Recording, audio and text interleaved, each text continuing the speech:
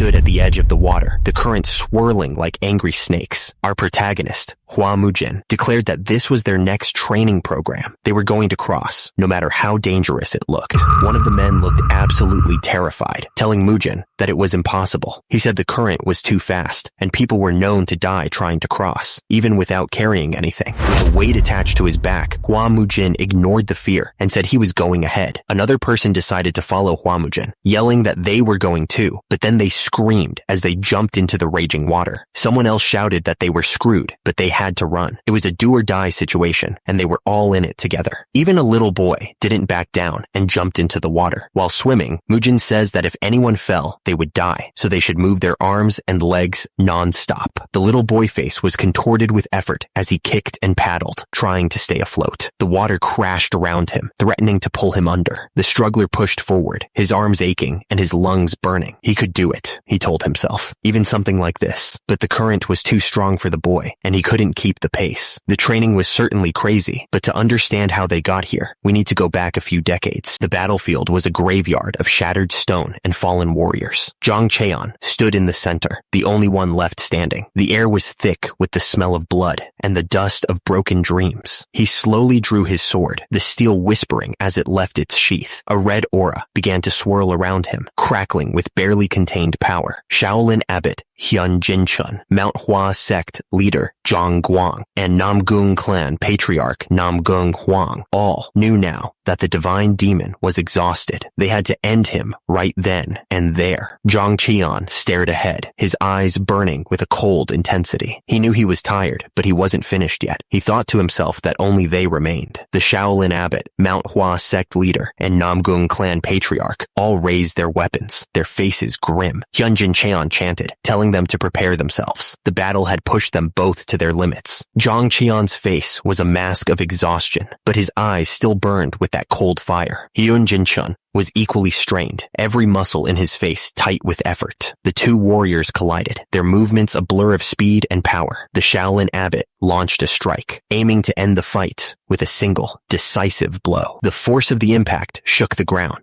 The Shaolin Abbot, Hyunjin Cheon, looked absolutely furious as he unleashed his attack. He roared that Zhang Cheon was an accursed divine demon. Hyunjin Cheon channeled all of his energy into a single, devastating strike. He yelled the name of the technique, Heavenly Buddha Palm Strike. Zhang Cheon managed to raise his sword just in time, blocking the abbot's attack. The force of the blow still sent tremors through his body. Zhang Cheon was caught off guard by the sudden surge of power from Hyunjin Cheon. What? He thought, barely able to react to the incoming strike. Hyunjin Cheon, with a scream of fury, declared that he was going to kill Zhang Cheon right then and there. He didn't hold back, putting everything he had into the attack. Zhang Cheon, struggling to keep his ground, yelled for everyone to join the fight. He insisted that now was the time to strike. The air crackled with energy as the fighters prepared their next moves. The tension was so thick, you could cut it with a knife. Two powerful techniques were unleashed at once: Plum Blossom, Flash Strike, and Thunder Rolling Strike. The impact was going to be devastating. The attacker screamed that the target was going to die. He put everything he had into the slash, hoping to end it all. The attack hit hard, and the victim screamed in pain. Blood splattered as he felt the energy tear through him. The attacker gathered more energy, preparing another strike. He wasn't going to let up. The attacker brought his hands together, ready to strike. He said that the victim would be reborn in paradise. The victim looked up, completely shocked. He couldn't believe what was happening. Dark red energy started swirling around the figure. It felt like something terrible was about to happen. The two figures clashed, their swords meeting in a storm of sparks and energy. The force of the impact sent shockwaves through the air. The head fell to the ground with a thud. The system announced that Hyunjin Chun was dead. The two men looked up, their faces pale with shock. One of them stammered, calling the attacker a monster. The attacker unleashed another wave of energy. Someone shouted to fall back, sensing they were completely outmatched. The blade pierced through him, and he coughed up blood. He looked absolutely furious. The man's face was twisted in rage. He was the divine demon, Zhang Qian. To cut down the man who had single-handedly drenched the Central Plains in blood, all the martial masters of the 9 great sects gathered. They all knew what was coming, but even then, no one could be sure of victory. The tension was so thick, you could cut it with a knife. Facing the one whose martial strength was deemed the greatest under heaven, their alliance was driven to the brink of collapse. The force of their blows shook the very earth. The swords met with a flash of light. The force of the impact making both warriors stumble back. The one in red shouted, asking if the old man had prepared his gravesite. The old man laughed, not backing down an inch. He said of course he was ready, and that the grave was for the other guy. The man in red unleashed his attack, the plum blossom rain. Countless petals swirled around him, each one as deadly as a blade. The air crackled with energy as the plum blossom rain intensified, the blossoms glowing with a faint light. It was a beautiful yet deadly sight. Blood dripped from the old man's sword, but he was still standing. He muttered that it wasn't over yet. Far above, people were relaxing under the trees, enjoying the cherry blossoms. But Zhang Qian's mind was only on survival. He thought that he couldn't die just yet, no matter what. Suddenly, the words demonic spirit sword art 5th form appeared, glowing with dark power. It was a technique that could change everything. Zhang Qian unleashed the black dragon execution, the energy swirling around him like a storm. He was betting everything on this one move. The attack landed, and Zhang Guang was sent flying back with a scream. Then the system announced that Zhang Guang was dead. Zhang Qian stood there, staring at the scene. He was confused, unsure of what to do next. Suddenly, the words Infinite Emperor Sword Art glowed brightly. New power was flowing through him. Namgung Huang screamed that he was a damn rat from the Namgung clan. He added that it hurt like hell, but the little brother hugged Zhang Qian tightly, burying his face in his chest. He was scared. Namgung Huang shouted in disbelief, saying that it tickled. He then asked what was going on. Zhang Qian's sword was pointed down, dripping with blood. The fight was far from over.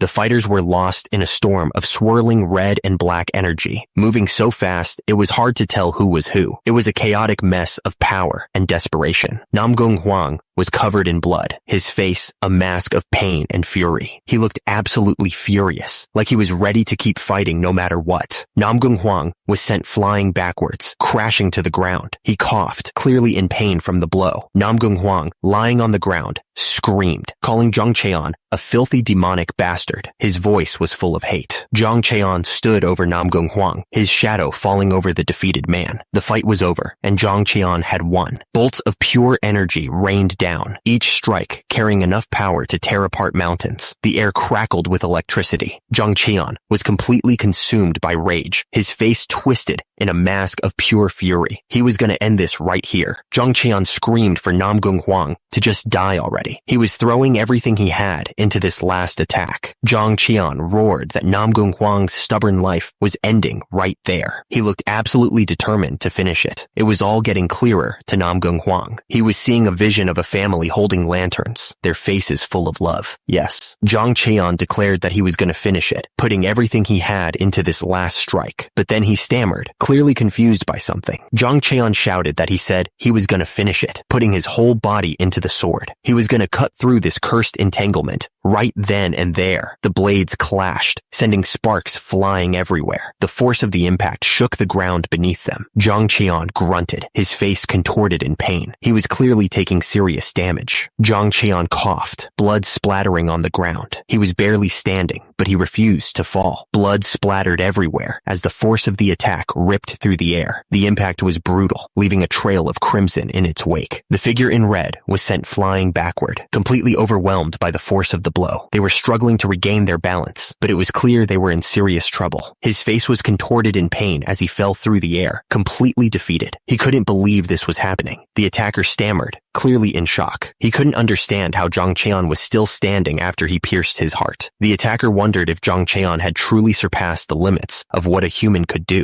The attacker was lost for words, unable to comprehend what was happening. He was starting to realize that he was completely outmatched. The words appeared as if carved in stone. The divine demon, Namgung Huang, was dead. The announcement hung in the air like a curse. The sky was painted with streaks of red, like blood spilled across the heavens. The world itself seemed to be mourning. Zhang Qian's scarred face loomed, a grim reminder of past battles. The 9 great sects, their names echoed in his mind. Below the sun, a field of corpses stretched out, a testament to total annihilation. It was a graveyard of ambition. Blood dripped from the blade, each drop a memory of violence. Manhwa, the name hung in the air, heavy with the weight of the past. The man stood there, blood staining his clothes, wondering if what he had done was good enough. So, Young, was this good enough? Back at the clan, the crowd was furious. They shouted at the man, saying he was an arrogant bastard and asking how he dared to act up. A hand reached out, as if trying to grasp something just out of reach. It was a moment frozen in time. The man was getting beat up,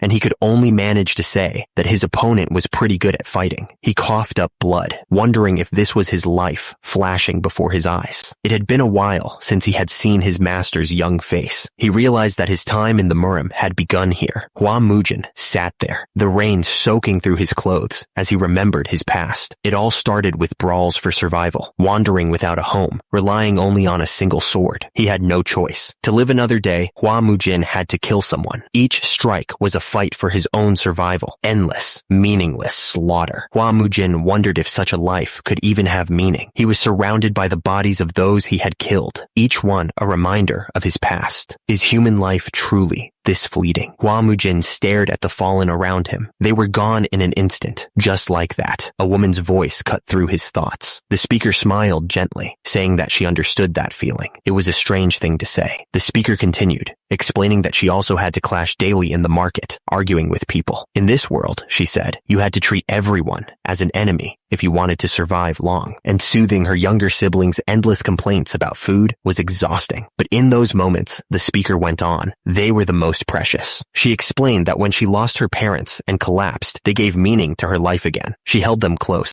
The woman looked at Hua Mujin and asked if he could also find a meaning for his life. She smiled gently, hoping he would understand. Hua Mujin thought back to his past life, the endless battles and bloodshed. He wanted to live with them all, he realized. For someone like him, who only knew how to kill, she gave him a reason to live. The sword he raised again for vengeance. A life drifting by without roots. Hua Mujin wondered where the meaning of his life had been. It was all just death and destruction. Above, a woman smiled, clearly up to no good. Below, Hua Mujin stared at the rising sun, his face unreadable. Hua Mujin looked down, his eyes glistening with unshed tears. It was already here all along, he realized, remembering the faces of his family. Hua Mujin thought about the battered path he walked alone for years. Though his sword dulled and his body bore countless wounds, he had given everything he had just so he could fulfill this revenge. And then, gazing at the faintly rising sun, Hua Mujin lowered the sword in his hand. He finally understood. The system announced, "Here lies the divine demon, Zhang Qian." It was over. The defender of the clan was furious. He demanded to know what kind of nonsense this was, asking if they really thought he would sell out his clan's martial arts legacy for a few coins. Hua Mujin's eyes narrowed, trying to understand what was going on.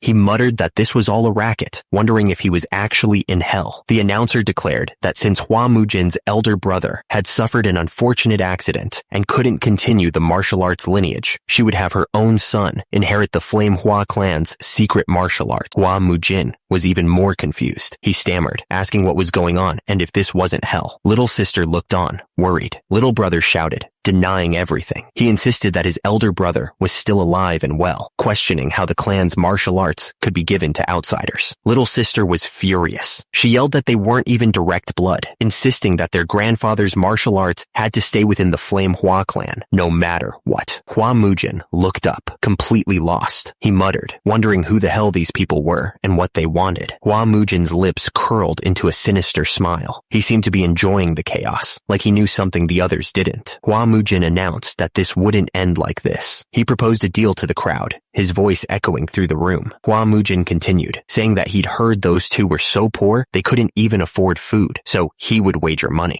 Hua Mujin declared that he would wager his clan's entire martial arts legacy. He was offering everything, right there. He looked at them, waiting for an answer. Hua Mujin asked what they said, the silence hanging heavy in the air. Little sister looked absolutely furious. She yelled, asking if he thought she was dumb enough to fall for such an obvious trick, calling it nonsense. Suddenly, the kid spoke up, looking confused. He asked who the hell Hua Mujin even was. His eyes narrowed, his face hardening. Zhang Qian declared that he was the divine demon. An stood tall and declared that he was none other than Zhang Qian, known to the world as the divine demon. The other figure looked at him, asking what he was talking about. Chang Dobo scoffed, saying that wasn't even funny. He asked why Zhang Qian didn't just call himself the king of the underworld instead, clearly not believing a word. The little brother and little sister both looked disgusted by the whole thing. The little brother wondered why this was happening now, of all times. The woman looked down at them all. She said that Zhang Qian's madness must be getting worse every day. quietly. Bucho Yeon clicked her tongue, saying that with the eldest son of the clan in this state, the fate of the Flame Hua clan was already sealed. She said this out of blood ties and sentiment, so he should take it kindly, and that it wasn't bad advice for her either. Zhang Cheon's eyes narrowed, and he declared that there was no need to say more. He looked absolutely sure of himself. Zhang Cheon announced that he would take their silence as acceptance of the duel, so it was to be known as such. He declared that the duel would be held at the Byong Pavilion on the 5th day of the 2nd month. Zhang Cheon stared intently, saying it was a promise made from one martial artist to another. He warned that if the duel agreement was broken, there would be consequences. Zhang Cheon looked down at them all, asking if they knew the consequences. Right, divine demon Zhang Cheon? His words hung in the air, heavy with unspoken threats. The little brother and little sister watched, stunned. The little brother couldn't believe that they were deciding it between themselves. The little brother stuttered, asking what Hua Mujin was going to do. He pointed out that Hua Mujin had never even swung a sword properly before, his voice laced with worry. Hua Mujin looked down at the children, asking if they were talking about him. He seemed unfazed by their lack of faith in his abilities. Hua Mujin was surrounded by a sudden burst of inner energy, a fierce look on his face. He found their doubts amusing, even hilarious, considering his beginner's level, with just one burst of inner energy, or so he thought. Hua Mujin's eyes widened in shock, his confident smirk fading. He realized something was terribly wrong. Hua Mujin looked up, his voice laced with panic as he asked what was happening. He couldn't feel even an ounce of inner energy within him. It was all gone. Hua Mujin looked up, clearly pissed. He wondered what was wrong with this body. It was so frail and weak. He doubted it could even hold a sword.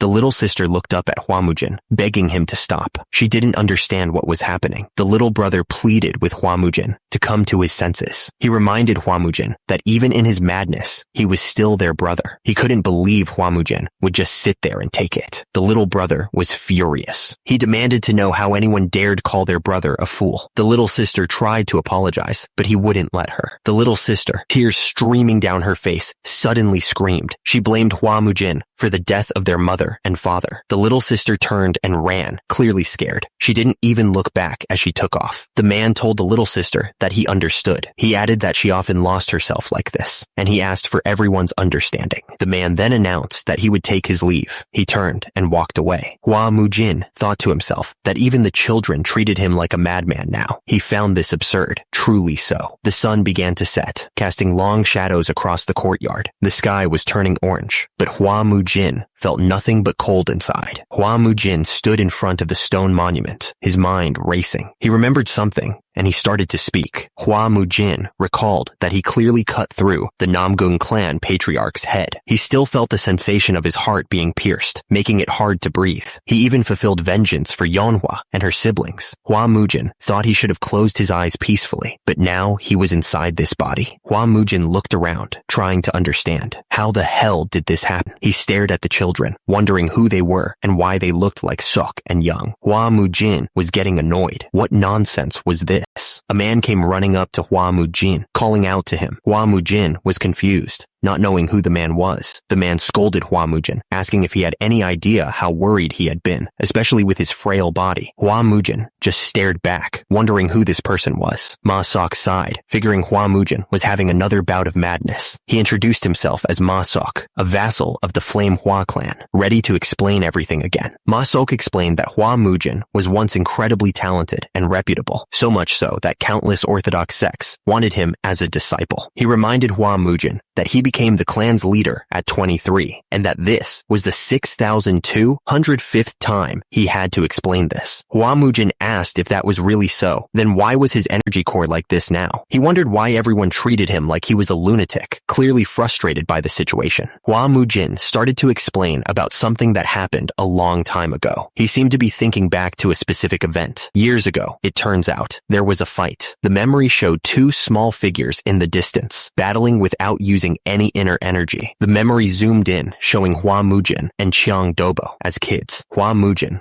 only 6 years old, challenged the 9-year-old Chang Dobo to a fair duel. It was a fight that was agreed upon, fair and square, without inner energy. I don't know who asked for the duel first, but it was intense. The thing is, while the elders of both families were away, the kids were going at it. The force of the strike was insane. The two of them fought each other, throwing punches. Young Hua Mujin ended up falling backwards. The fight between the kids was really intense. Their fists were flying, clashing together with a loud crack. Chang Dobo was blocking every strike. He was quick and precise. Chang Dobo told Hua Mujin that he really was the promising genius, admired by the orthodox sects, showing honest, unarmed skills. He then asked what Hua Mujin was saying all of a sudden. Hua Mujin looked up at Chang Dobo, calling him a fool. He looked absolutely furious. A fist, crackling with blue energy, was coming right at him. It was like a lightning bolt ready to strike. The impact sent him flying through the air. He crashed through the trees. The wind knocked out of him. Feet landed hard on the ground, digging into the dirt. The force of the landing echoed through the area. Hua Mujin coughed, blood dripping from his mouth. He asked, confused, why Chang Dobo had used the 7 wounds fist strike when they were supposed to fight without inner energy. Chang Dobo stumbled backwards, his expression a mix of pain and regret. He asked Hua Mujin if he still considered him a friend, even after all this. Hua Mujin was a mess, bloodied and bruised. Chang Dobo's voice echoed in his mind, explaining that the 7 wounds fist strike passed down by the Kongdong sect was no joke. Even if you only get hit once, Chang Dobo went on, saying he'd recently tested it out on a senior brother who was getting cocky. Apparently, 1 strike was enough to leave him bedridden. Chang Dobo's fist crackled with that same blue energy, ready to strike again. He sneered, wondering how Hua Mujin would handle another hit. Hua Mujin thought to himself that this was the reason they called him insane. If they thought his condition was just an after effect of the 7 wounds fist strike, it made sense. Hua Mujin was starting to get pissed. He thought it was insane that Ithahusin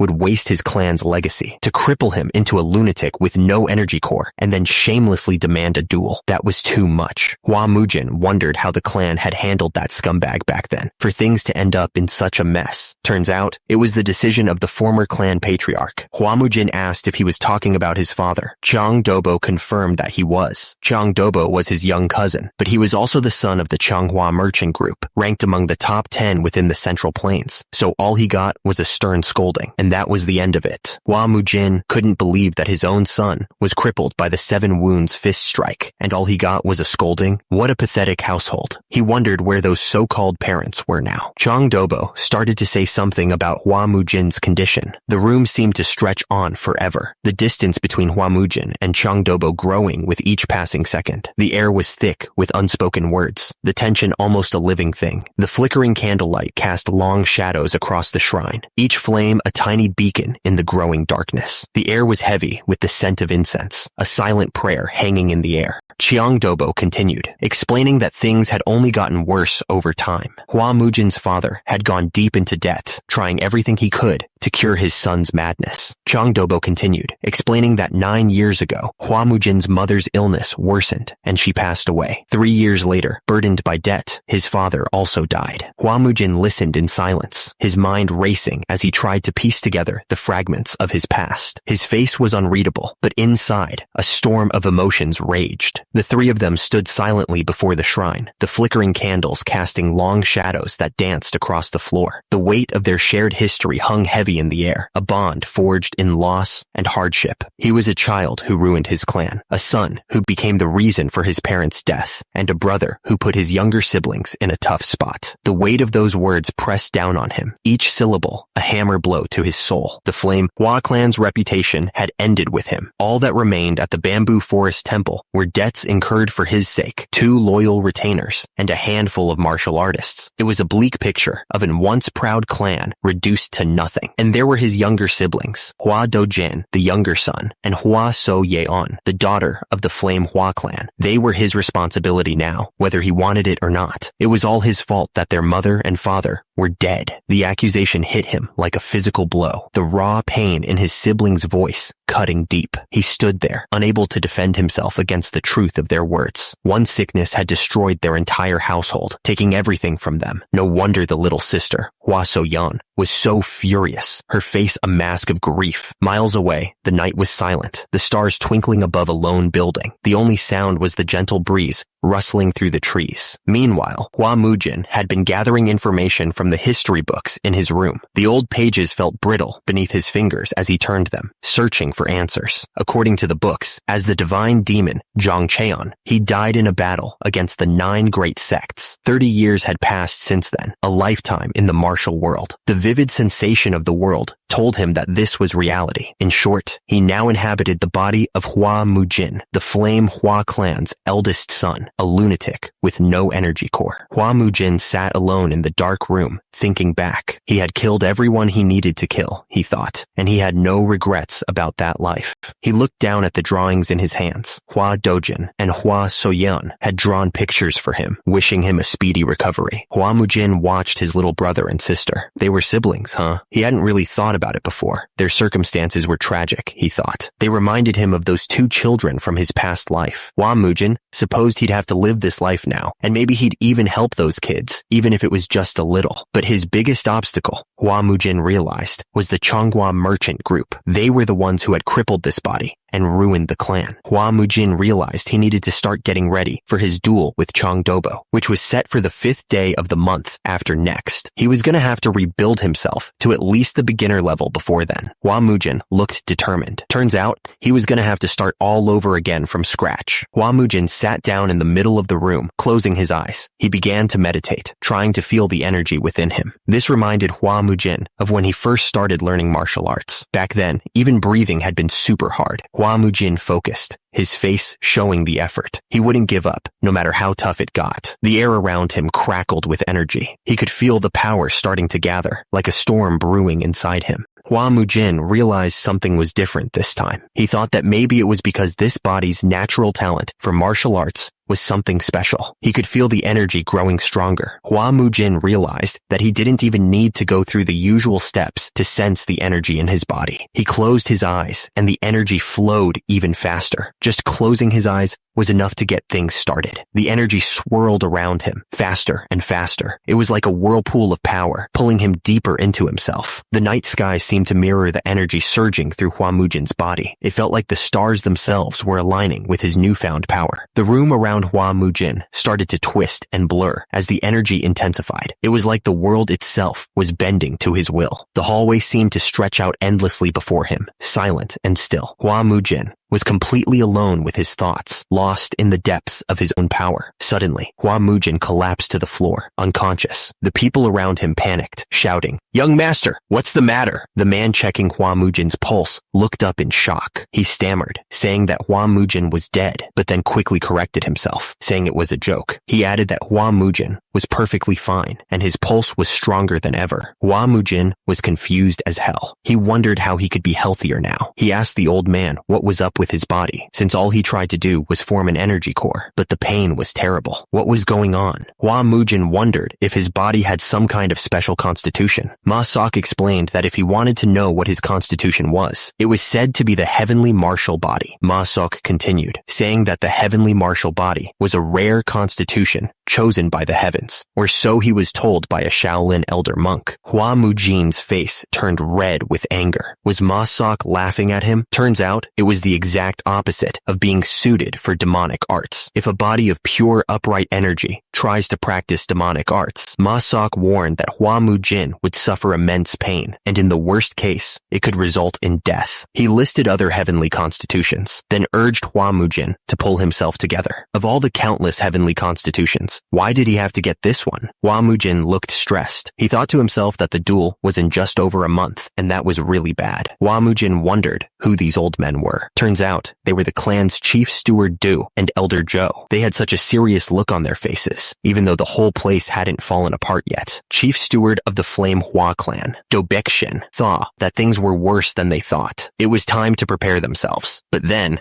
elder of the Flame Hua clan, Zhou Huanbong, coughed up blood. Someone shouted that young Master Hua couldn't die yet. Hua Mujin shouted back that he wouldn't die, calling the guy a fool. Outside, the rain poured down on the town, but inside, someone was shouting at Hua Mujin, yelling that he had been laying down for 3 days. Hua Mujin looked down at himself, annoyed. He thought that if this body didn't get stronger, he'd die before the duel even started. Hua Mujin told the person to shut up, complaining that they were making his head ring. More importantly, he declared that he'd need a sword if he was gonna duel. The speaker pointed at the other man, looking absolutely furious. He commanded him to go and get a few swords immediately. The subordinate looked worried, wondering where they'd even get the money for a sword. He thought that this whole household was broke. Hua Mujin explained that they were currently being pursued by an unorthodox sect called the Bangho sect. He added that they had a ridiculous amount of debt because of the sect's crazy high interest rates. Hua Mujin took a breath and realized they were a fallen clan. He declared that the money problems had to be resolved first before anything else. Hua Mujin asked if their debt was already large. Would a bit more really hurt? The other man looked at him, completely shocked by what he was hearing. The other man asked if Hua Mujin was crazy to even suggest loaning more money. Hua Mujin told him to shut up and write up a letter to the 2 elders right away. Hua Mujin smirked, announcing that he was going out on a walk. He seemed to have something else in mind. The man looked absolutely shocked. He couldn't believe that young Master Hua had gone to the Bangho sect again. The other man didn't seem nearly as concerned. He figured the Bangho sect would just kick Hua Mujin out, but the first man wasn't so sure. He was more worried that the social sect might make their move. Nearby, the Bangho sect building loomed, a dark reminder that they were nothing more than loan sharks. Hua Mujin didn't waste any time. He told the big guy to tell his leader that Hua Mujin of the Flame Hua sect wanted to see him. Bangho sect guard Kong Noho wasn't impressed. He told Hua Mujin to cut the nonsense and get inside if he was there to gamble. Hua Mujin wasn't backing down. He demanded to know why he couldn't see the leader and told the guy to bring him his superior. The Bangho sect guard stammered, saying that their young master was a bit sick. Suddenly, a new voice cut through the air. The Bangho sect member wanted to know what all the commotion was about. The first guard quickly explained that Hua Mujin wanted to see the sect leader. He then asked the newcomer if he was Hua Mujin's superior. The Bangho sect member turned his attention to Hua Mujin, asking why he wanted to meet the leader. He figured it was to loan even more money. The Bangho sect vice leader Ma Jungbo stepped forward. He said that if Hua Mujin was just a customer, there was no need to see the leader at all. The doors to the Bangho sect were wide open, the building brightly lit against the dark sky. A voice called out, inviting them to come on in. Hua Mujin continued forward, ignoring the growing sense of dread. One of the guys with him begged him to turn around. He said he had a bad feeling about all this, especially now that they had made it this far. The guy went on, explaining that Granny Shin had seen the Bangcho sect beat some poor martial artist just a few days ago. He added that in the blink of an eye, the martial artist's chest was split open. Apparently, the attacker knew the Black Hand Twin Killer power, Heavenly Martial Moon Slaying Arts. Hua Mujin stopped, curious. He asked what was so special about the Black Hand Twin Killer power Heavenly Martial Moon Slaying Arts. He wanted to know what the big deal was. The air grew heavy, filled with an unsettling feeling. Something bad was about to happen. He could feel it. The leader of the Bangho sect spoke, his voice echoing through the room. He said that Hua Mujin's servant seemed to catch on faster than he did. The leader added that it was too late for them to head back now. The Bangho sect members drew their swords, ready to attack. The leader gave the order for the fight to begin. The air crackled with tension as the two sides prepared to clash. The Bangho sect leader continued, his voice laced with sarcasm. He asked if this was Hua Mujin's intention from the start. He added that he couldn't beat the trash out of the eldest son of the Flame Hua clan in a place where everyone could see. The Bangho sect leader sneered, his words dripping with disdain. He said that for someone who wasn't even paying back interest, Hua Mujin had no shame. He added that he didn't intend on letting Hua Mujin leech off of them like his parents did. Hua Mujin's companion fell to his knees, begging for mercy. He apologized for coming there and pleaded for the Bangho sect to spare Hua Mujin's life. He asked what the leader meant by like my parents. Hua Mujin looked at the Bangho sect leader and said that he didn't have any parents. The statement hung in the air, heavy, with unspoken meaning. The cavern was silent, save for the dripping of water from the ceiling. The Bangho sect members surrounded Hua Mujin, waiting for his next move.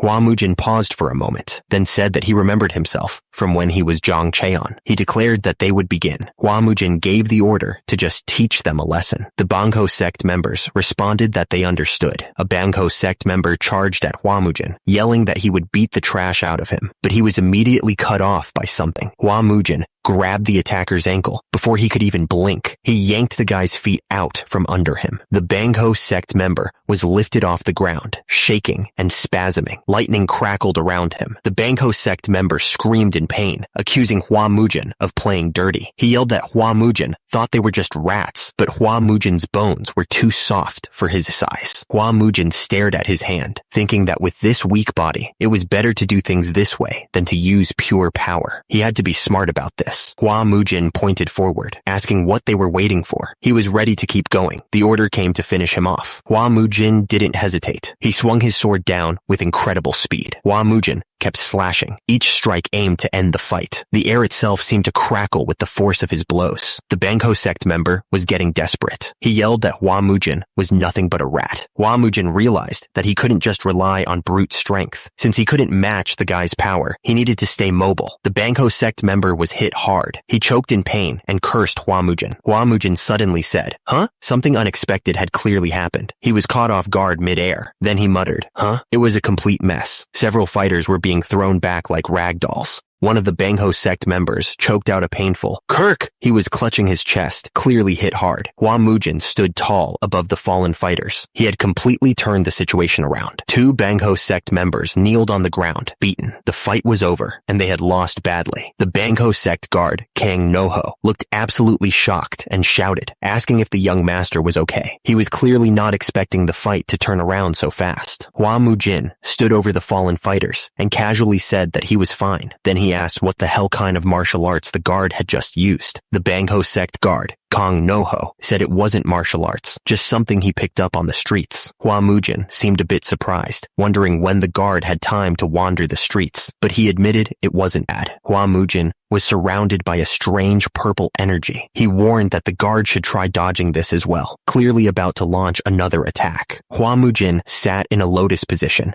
completely still. The energy around him pulsed, showing he was in total control. Hua Mujin looked down in confusion. He noticed a coin lying on the ground and wondered what it meant. Bangho sect vice leader Ma Jungbo arrived, shouting at the other guards to get lost. He said he would handle Hua Mujin himself. Hua Mujin shouted, asking if it was that hard to just talk to their leader. The Bangho sect vice leader Ma Jungbo replied that the leader wasn't someone Hua Mujin was allowed to meet. Bangho sect vice leader Ma Jungbo didn't waste any time. He yelled that Hua Mujin would be crushed and launched himself forward. The impact was intense, sending a shockwave through the air. Everything was engulfed in a blinding flash of light. Hua Mujin was surrounded by a whirlwind of energy, glowing with power. He stared down at his hand, shocked to see a chopstick in his grip. A chopstick? He thought. Hua Mujin stared at the chopstick, a grin spreading across his face. He said that he didn't have a sword, so he just brought a substitute, but it wasn't bad. The chopstick and sword clashed, sending sparks flying everywhere. The force of the impact echoed through the air, shaking the ground beneath their feet. Bangho sect vice leader Ma Jungbo stared in disbelief. He thought that Hua Mujin was using some never-before-seen martial arts. Hua Mujin saw an opening, a gap, he thought, ready to strike. Bangho sect vice leader Ma Jungbo was stunned. How could Hua Mujin not only block a sword with chopsticks, but also find an opening? Bangho sect vice leader Ma Jungbo swung his sword with a shout. He was absolutely furious. Hua Mujin smirked. He warned that if you underestimate chopsticks, you might end up regretting it. Hua Mujin moved with impossible speed, the chopsticks a blur in his hands. He said that you might end up shitting yourself if you weren't careful. Bangho sect vice leader Ma Jungbo stumbled back, shocked by the force of the attack. He couldn't believe Hua Mujin had so much power.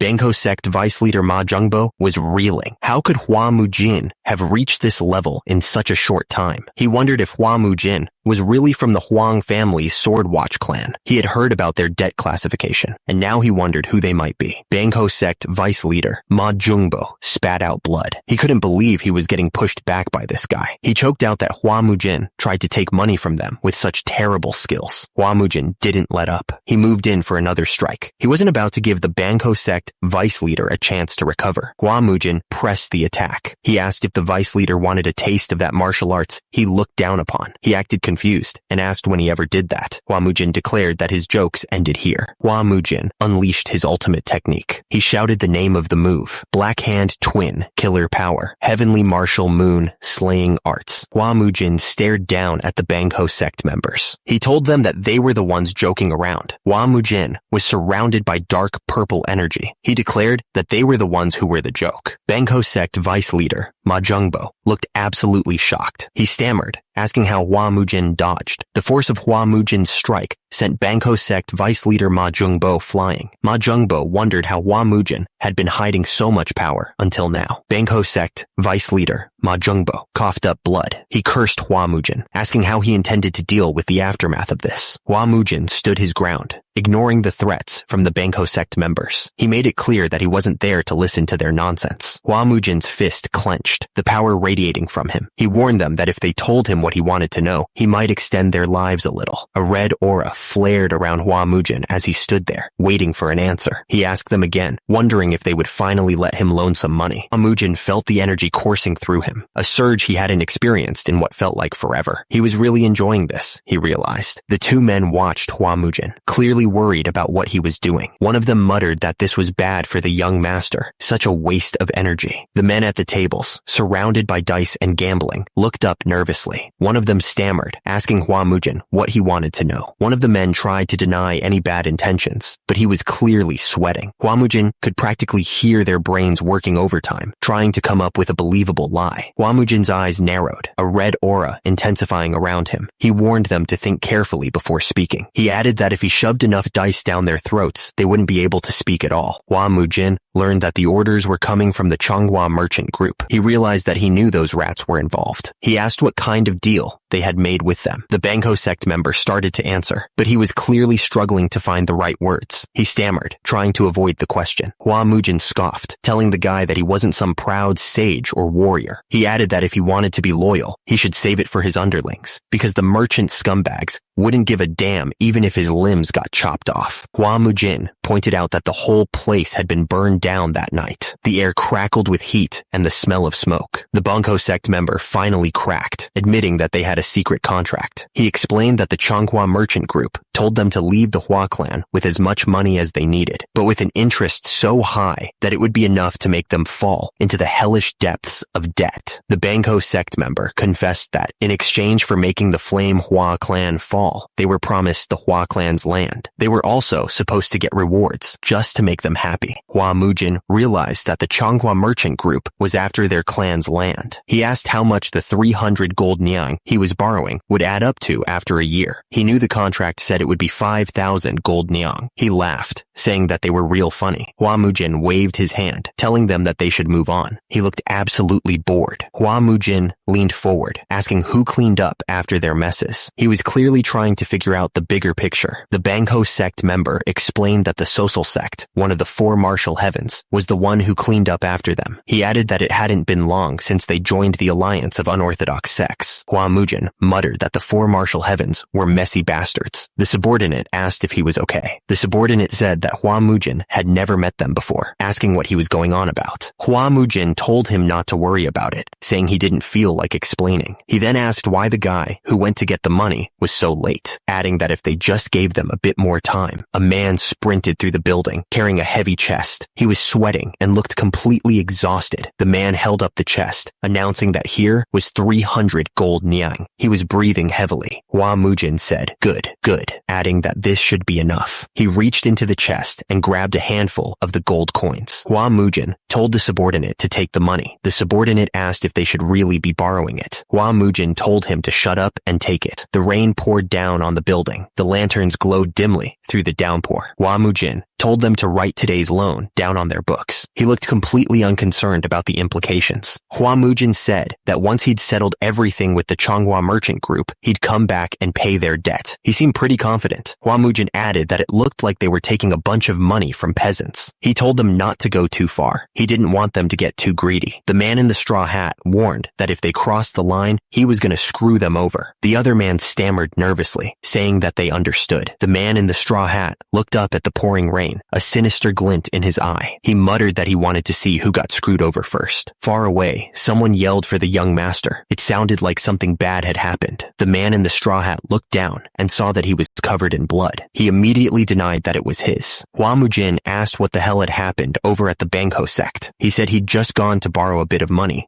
because he heard they were in need. The man in the straw hat told the other man that they needed to feed their martial artists well. He was worried that they'd all run away if they didn't get enough food. The man with the treasure chest was asked where he'd stolen it from. The other man was suspicious because there was no way the Bangho sect would lend them anything. He told him to make sure to write it down in their books, though. Hua Mujin told them that they just needed to worry about feeding and clothing his siblings well. He wished Chief Steward do good luck with a smile. One of the men wondered if the other had heard of a disease that made someone go mad like that. They were clearly talking about Hua Mujin. In the darkness, a hand struck a match and lit a candle. The small flame flickered, casting long shadows across the room. The room was silent, lit only by the flickering candles on the altar. Hua Mujin stood there, ready to make his prayers. Hua Mujin admitted that he wasn't sure what to say, since he never had parents. Hua Mujin assured his siblings that the money issues were somewhat resolved. He promised them that he would take good care of them and the servants so they could rest easy. Hua Mujin casually mentioned to his siblings that he had promised to fight some idiot named Chong Dobo in a few days. He said it was for some secret scroll of their clan. Hua Mujin grinned, telling them not to worry. He was going to break that Chong Dobo's neck, he declared. The altar was quiet, the only sound being the soft crackle of the candles. The flames danced, casting shadows on the walls. Under the moonlight, the building stood tall. The night was silent, with only the wind whistling through the trees. The men wondered what Hua Mujin had ordered. They were curious and eager to see what all the fuss was about. The workers finally finished moving the heavy boxes. One of them said that it felt like his spine was going to snap. He suggested they grab a drink and relax. Hua Mujin rushed in, asking if it was here. He looked impatient. The weights were all present, and the labels were correct. He could see that there was a 30, 48, and 66 kilogram weight. Hua Mujin asked what he would even use these for, since the warriors carrying them were struggling. He figured he'd need a sword for something. Hua Mujin said he was obviously going to swing it. He figured he'd start with an easy 50 jin. Someone asked Hua Mujin if he was really going to swing that heavy thing. It looked like he was struggling. Hua Mujin realized he couldn't even raise 50 jin. He figured this might be the case, but he was clearly frustrated that his body was so weak. Hua Mujin strained every muscle in his body to lift the weight, but it wouldn't budge. But he refused to give up, no matter how hard it was. Hua Mujin grunted, finally managing to lift the sword a little, using both hands. He was still struggling, but at least he could pick it up somewhat. Hua Mujin told Ma Sok to stop staring and do as he was ordered. He was clearly annoyed by the constant attention. Hua Mujin told Ma Sok to make sure to include lots of meat in his meals. He couldn't help but worry about getting enough nutrients. Hua Mujin gripped the sword tightly, his knuckles turning white. He was determined to get stronger, no matter what it took. Hua Mujin held the sword high above his head, but he only had 2 weeks before the duel. He had to get stronger and fast. Hua Mujin realized that his body was the heavenly martial body, the polar opposite of the demonic arts he had mastered before. So, he figured he had no choice but to learn the martial art of his master's friend, the peerless 9 swords. Hua Mujin swung the sword with all his might, trying to get a feel for the new style. Each movement was awkward, but he kept pushing himself. Hua Mujin knew this was his only way out. He had to master this new style if he wanted to survive the duel and protect his clan. The sickle sliced through the air with amazing precision. The person holding it clearly knew what they were doing. The man played his instrument, but he seemed distracted. He was thinking about the rumors he heard. He wondered aloud if Hua Mujin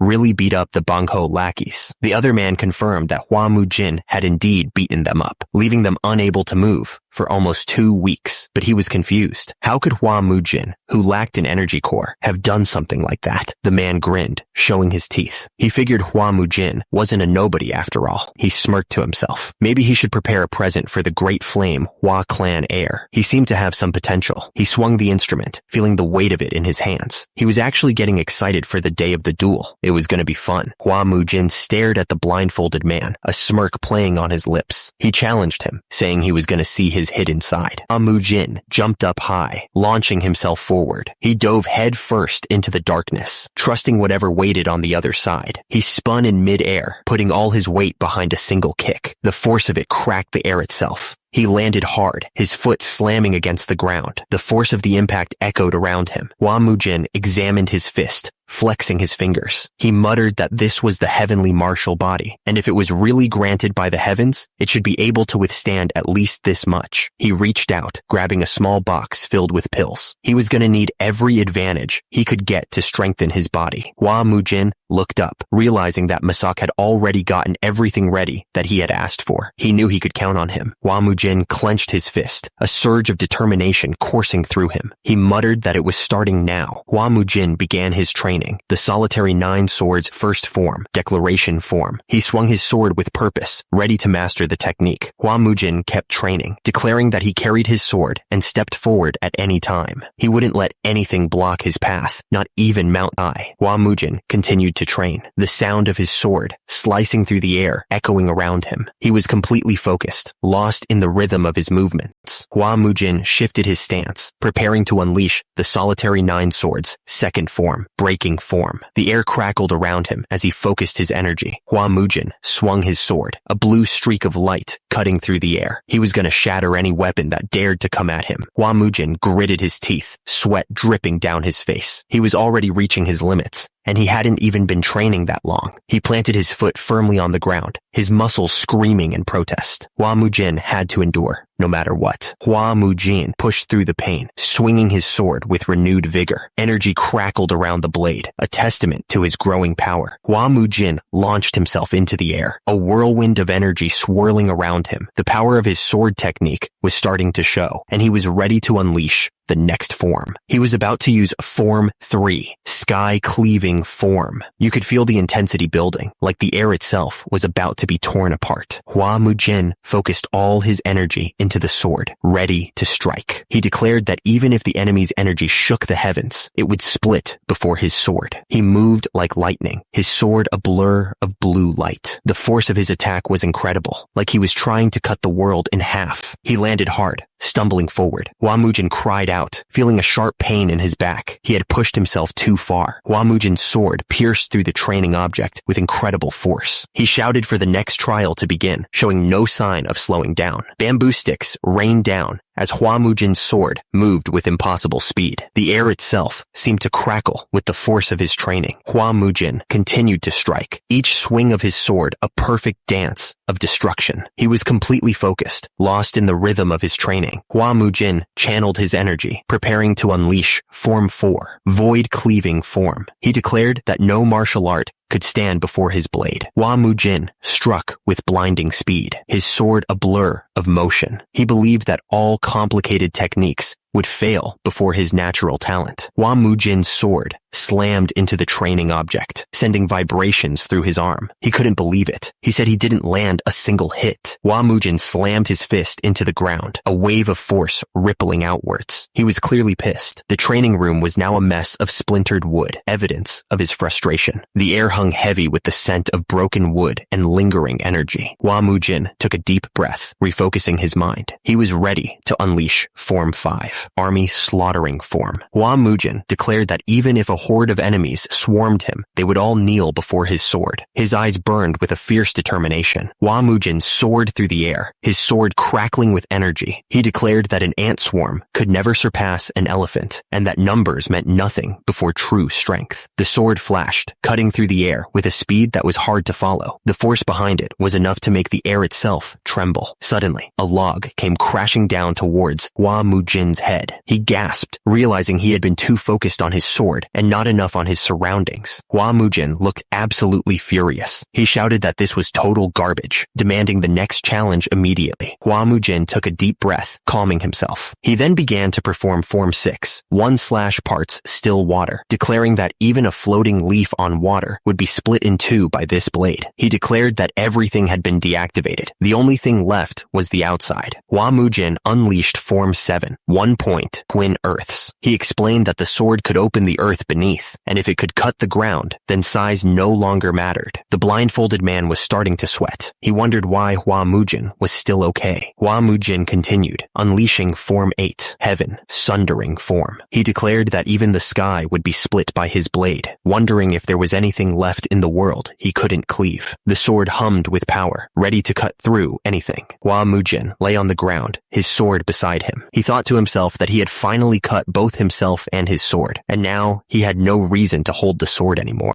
The blindfolded man's eyes twitched. He realized that in the end, Hua Mujin's skills were just mimicry. The blindfolded man's hand tightened around the hilt of his sword. The air crackled with anticipation, ready for the next strike. Hua Mujin stood with his little brother, telling him that this was the final form, self-cleaving form. He asked if the boy had memorized it, but the little brother replied that he had, but wondered if an unworthy sword style like that deserved to be called a sword art. Little brother continued, saying that even the explanations were unbearably cringy. He thought cutting earth, sky, your sword, and even yourself sounded like something a kid made up trying to sound cool. The blindfolded man looked serious. He said he wouldn't deny what little brother had said, but then asked if his close friend's sword legacy should really end like this. He wanted Hua Mujin to take it up instead. The blindfolded man continued, saying that the swordsman was the only one who could stand toe-to-toe with him. He then asked how that was even possible with no inner power. The blindfolded man explained that the swordsman probably used moving internal skill. He added that the swordsman had insisted it be passed on to someone not part of any sect, because those within the sect couldn't fully learn it. Little brother scoffed, asking if the blindfolded man was talking about moving internal skill. He called it a trash tier method. The blindfolded man snapped, telling little brother to shut up and accept that that's how it was. Little brother reluctantly replied, "Fine, okay." The blindfolded man kept explaining that if he swung the sword style 1,000 times, his body would start changing. He said that after 100,000 swings, sword aura would appear, and after 1,000,000 swings, almost no one could beat him. That's what the swordsman had told him anyway. Hua Mujin asked if practicing 1,000 times a day meant he'd master the technique in 3 years. He then wondered if the swordsman had really been as strong as the blindfolded man. The blindfolded man admitted he couldn't say for sure, but a fight between them would have ended in death. Hua Mujin was curious what kind of man the swordsman had been. He wondered about his life and his motivations. Suddenly, someone punched Hua Mujin hard, sending him sprawling. The attacker was on top of Hua Mujin. He stammered, relieved that Hua Mujin was all right. He had been worried when Hua Mujin didn't get up right away. He then threatened to kill him if he hit him again. Hua Mujin woke up, annoyed that he'd fainted after just one sword form. He realized he wasn't even doing 1,000 swings a day yet, and he knew he still had a long road ahead. He figured it was late, so he might as well eat. A tray was placed in front of him, piled high with steaming pork. There was also a bowl of rice and a small dish of sauce. Hua Mujin asked if it was pork. The other man explained that he had asked for meat side dishes the day before. He added that it had been so long since they'd had meat, so they should enjoy it. Hua Mujin declared that starting tomorrow, he wanted beef. The other man looked surprised, asking, "Beef?" Hua Mujin confirmed it, saying beef would build muscle better. Hua Mujin said that if money was an issue, he should use the funds from the loan syndicate. He told the other man not to worry and that he'd borrow more later. He added that until he fought Chong Dobo, he'd be eating 3 meals a day. The other man asked when Hua Mujin had started learning that martial art, and Hua Mujin asked if it was weird. Masak said it was weird that a guy who couldn't even function like a normal person was suddenly mastering sword techniques. Hua Mujin just kept eating. Masak said he was amazed. He mentioned how Hua Mujin didn't know any martial arts before, but then he used a chopstick to beat up the guards of the loan syndicate, and now he had this crazy sword style. Hua Mujin said he'd already told his siblings, so he figured telling Masak didn't matter. He seemed calm about it. Hua Mujin revealed that he wasn't really the eldest son, Hua Mujin. He claimed his real identity was the divine demon. Masak looked like he was about to say something, but Hua Mujin cut him off, saying he only worried about one thing. Hua Mujin feared that someday, like before, he'd lose his memory again and change into someone else, and then disappear without a word. The thought terrified him. Masak looked worried and grabbed at his shirt, asking if Hua Mujin was thinking of abandoning the Yomhwa clan. He seemed genuinely concerned. Hua Mujin sat there calmly and said he would never abandon the clan, not until Yonma became the strongest martial family in Sichuan. He added that he didn't really have anything else to do, and then repeated himself, emphasizing that he meant the strongest in Sichuan. Masak looked at him like he was crazy. He thought it was ridiculous that Hua Mujin was talking about making the clan the strongest. Hua Mujin just flicked Masak on the forehead, clearly annoyed by his disbelief. Hua Mujin told Masak to get out if he was done yapping. Masak, looking a little hurt, said, "Fine, fine, and started to leave. The wind howled around him, but he didn't seem to notice. He was all wrapped up in bandages, like he'd just gone through hell. Hua Mujin was surrounded by this crazy blue energy. He was thinking that being the strongest in Sichuan should be enough for him. Someone started pouring tea, the hot liquid steaming as it filled the cup. It was a moment of peace before everything went down. The guy at the table was talking about the duel. It was supposed to happen in 10 days between Chang Dobo and young master Hua Mujin. He seemed pretty focused on it. The bearded guy with glasses was sure that Chang Dobo was going to try to kill young Master Hua, and after that, he figured Chang Dobo would be after the Yom Emperor's inheritance. Masak suggested they just run away before the duel even happened. He asked Hua Mujin to think carefully about his decision.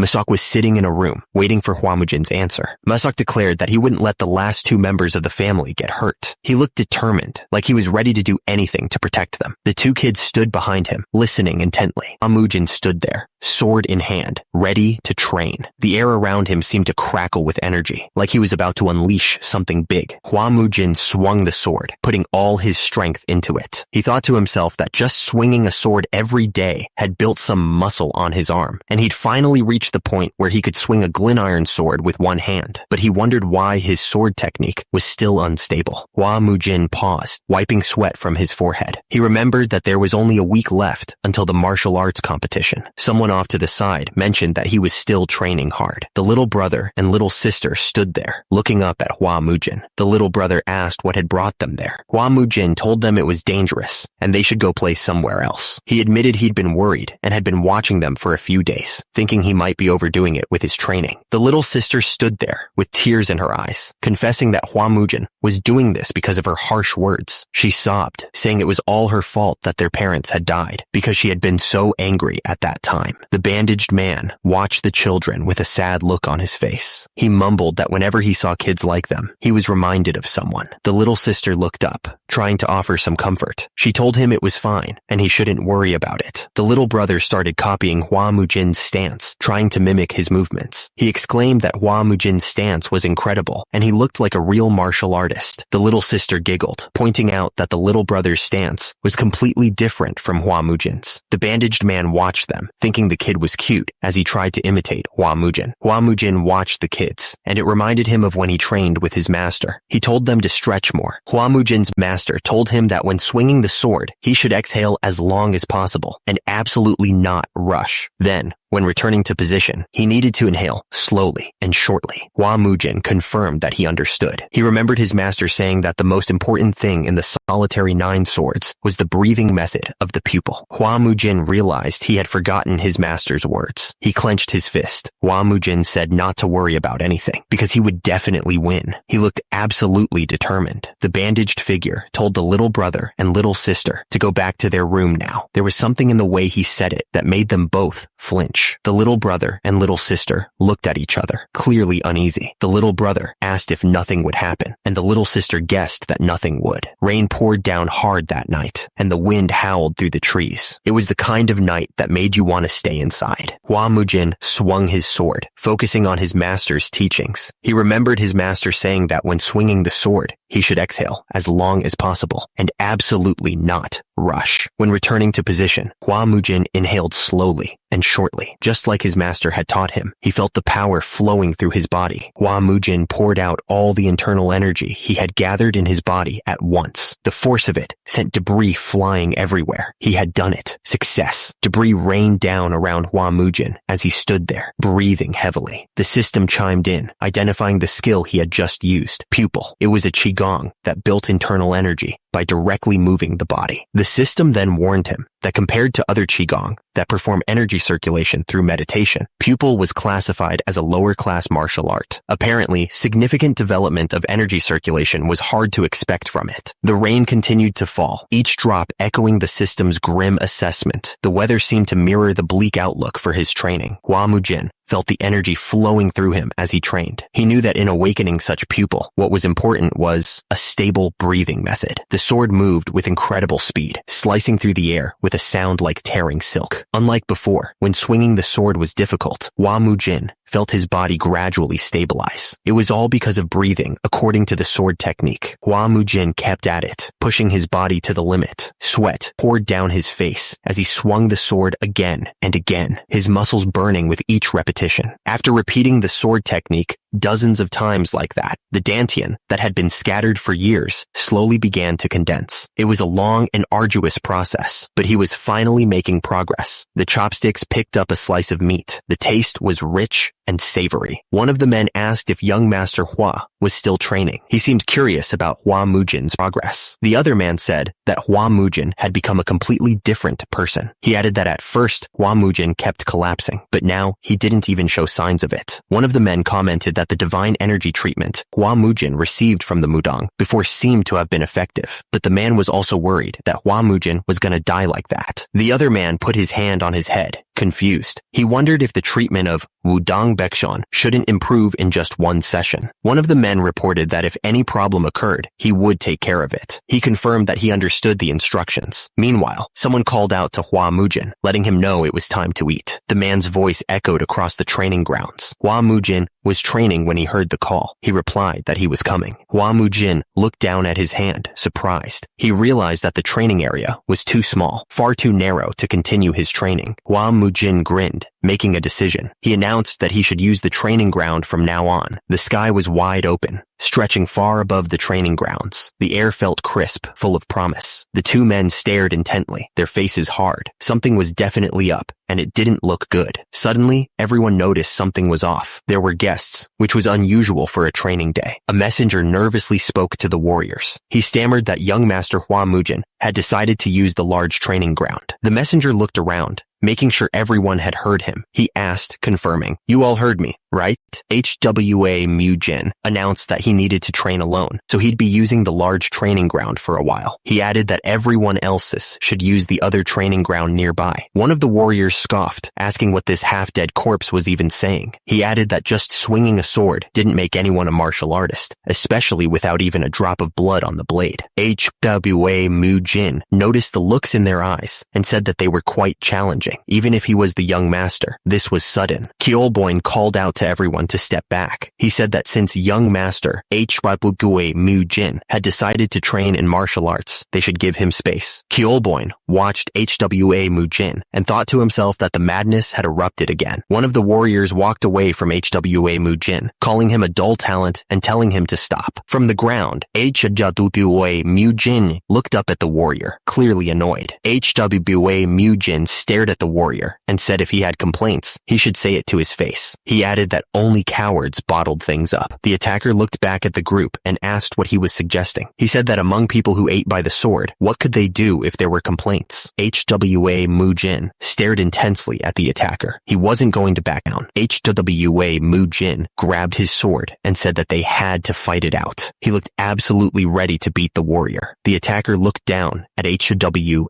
Mujin, warning that even if the world had gone crazy, no real fighter would ever draw a sword against the future leader of the clan. He was dead serious. The attacker continued, saying there's a saying, a dog that bites doesn't bark, and a barking dog is just full of fear. He was trying to make a point about strength and intimidation. The attacker told HWA Mujin that if he wasn't going to step up, he shouldn't even start barking. He told him to live like a scared dog with its tail between its legs, obviously trying to provoke him. HWA Mujin's hand tightened around the hilt of his sword. The air crackled with tension as he prepared to fight. He wasn't backing down. HWA Mujin stared at the attacker. Mujin's grip tightened around the hilt of his sword, the energy pulsing around it. He was ready to unleash everything he had. HWA Mujin declared that regret wouldn't help the attacker at all. Meanwhile, the attacker was already moving, a blur of steel and fury. HWA Mujin held his sword high and declared that he wasn't the type to feel regret. He looked absolutely sure of himself. The impact of the blow shook the ground as HWA Mujin struck. The attacker's sword spun away, clattering to the ground. HWA Mujin didn't waste a second. He kicked the attacker hard, sending him flying backwards. The fight had already taken a toll on HWA Mujin. A trickle of blood ran down his face from a cut, showing just how close the attacker had come to landing a serious blow. The crowd watching the fight was getting restless. One of them shouted in in disbelief, wondering why Hwamujin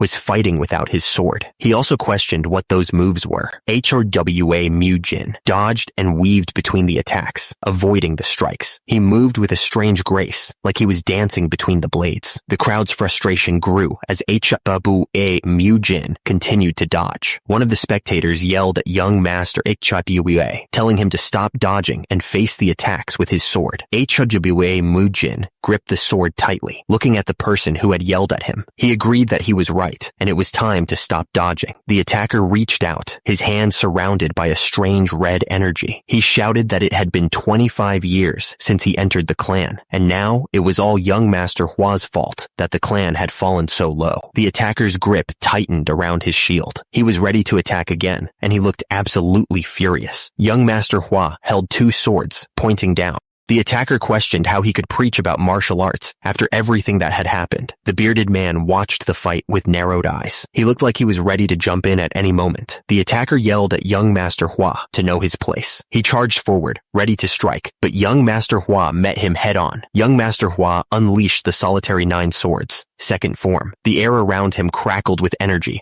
as the swords moved with incredible speed. He then switched to breaking form, his swords clashing against the attacker's shield. The force of each strike echoed through the training ground. The attacker stumbled back, his face contorted in disbelief. He stammered, asking how even his internal energy could be shaken by this technique. Young Master Hwa's sword flashed, leaving a trail of blood in its wake. He said that everything the attacker had said was true, but things were about to change. Young Master Hwa stood tall, his eyes burning with determination. He declared that from now on, things would be different for the clan. The attacker was completely stunned. He asked himself how this was even possible, as young Master Hwa's gaze, once clouded, was now totally different. The attacker could only stare at young Master Hwa. He realized he was seeing the eyes of a true warrior, burning with resolve. The attacker was sent flying. He crashed to the ground, defeated and humiliated. The onlookers were in total disbelief. They asked each other if young Master Hwa actually won, their faces a mix of shock and confusion. Little brother rushed onto the training ground, running straight to young Master Hwa. He shouted, asking if his brother was all right, his voice filled with worry. Young Master Hwa turned to face the crowd, his expression unreadable. He asked if anyone had any complaints, his voice calm but firm. One of the onlookers called out, branding the defeated warrior a coward. The other man immediately asked how he could say that. The man yelled that the defeated warrior knew he couldn't face young Master Hwa at his full strength. He then demanded silence, trying to shut down the argument. The defeated warrior, kneeling on the ground, finally conceded defeat. The word hung in the air, heavy with the weight of his loss. Young Master Hwa watched silently, his gaze sweeping over the defeated warrior and the stunned crowd. The training ground was quiet, save for the sound of the wind. Young Master Hwa told the kneeling warrior that he had learned from this and to step down. He then told the others to show some loyalty and to stop interfering. He wanted everyone to move to the training ground next door. The crowd started to move, heading towards the training ground next door. They were probably curious to see what young Master Hwa would do next. Young Master Hwa turned to Masak and told him to follow. Masak looked surprised, but didn't say anything.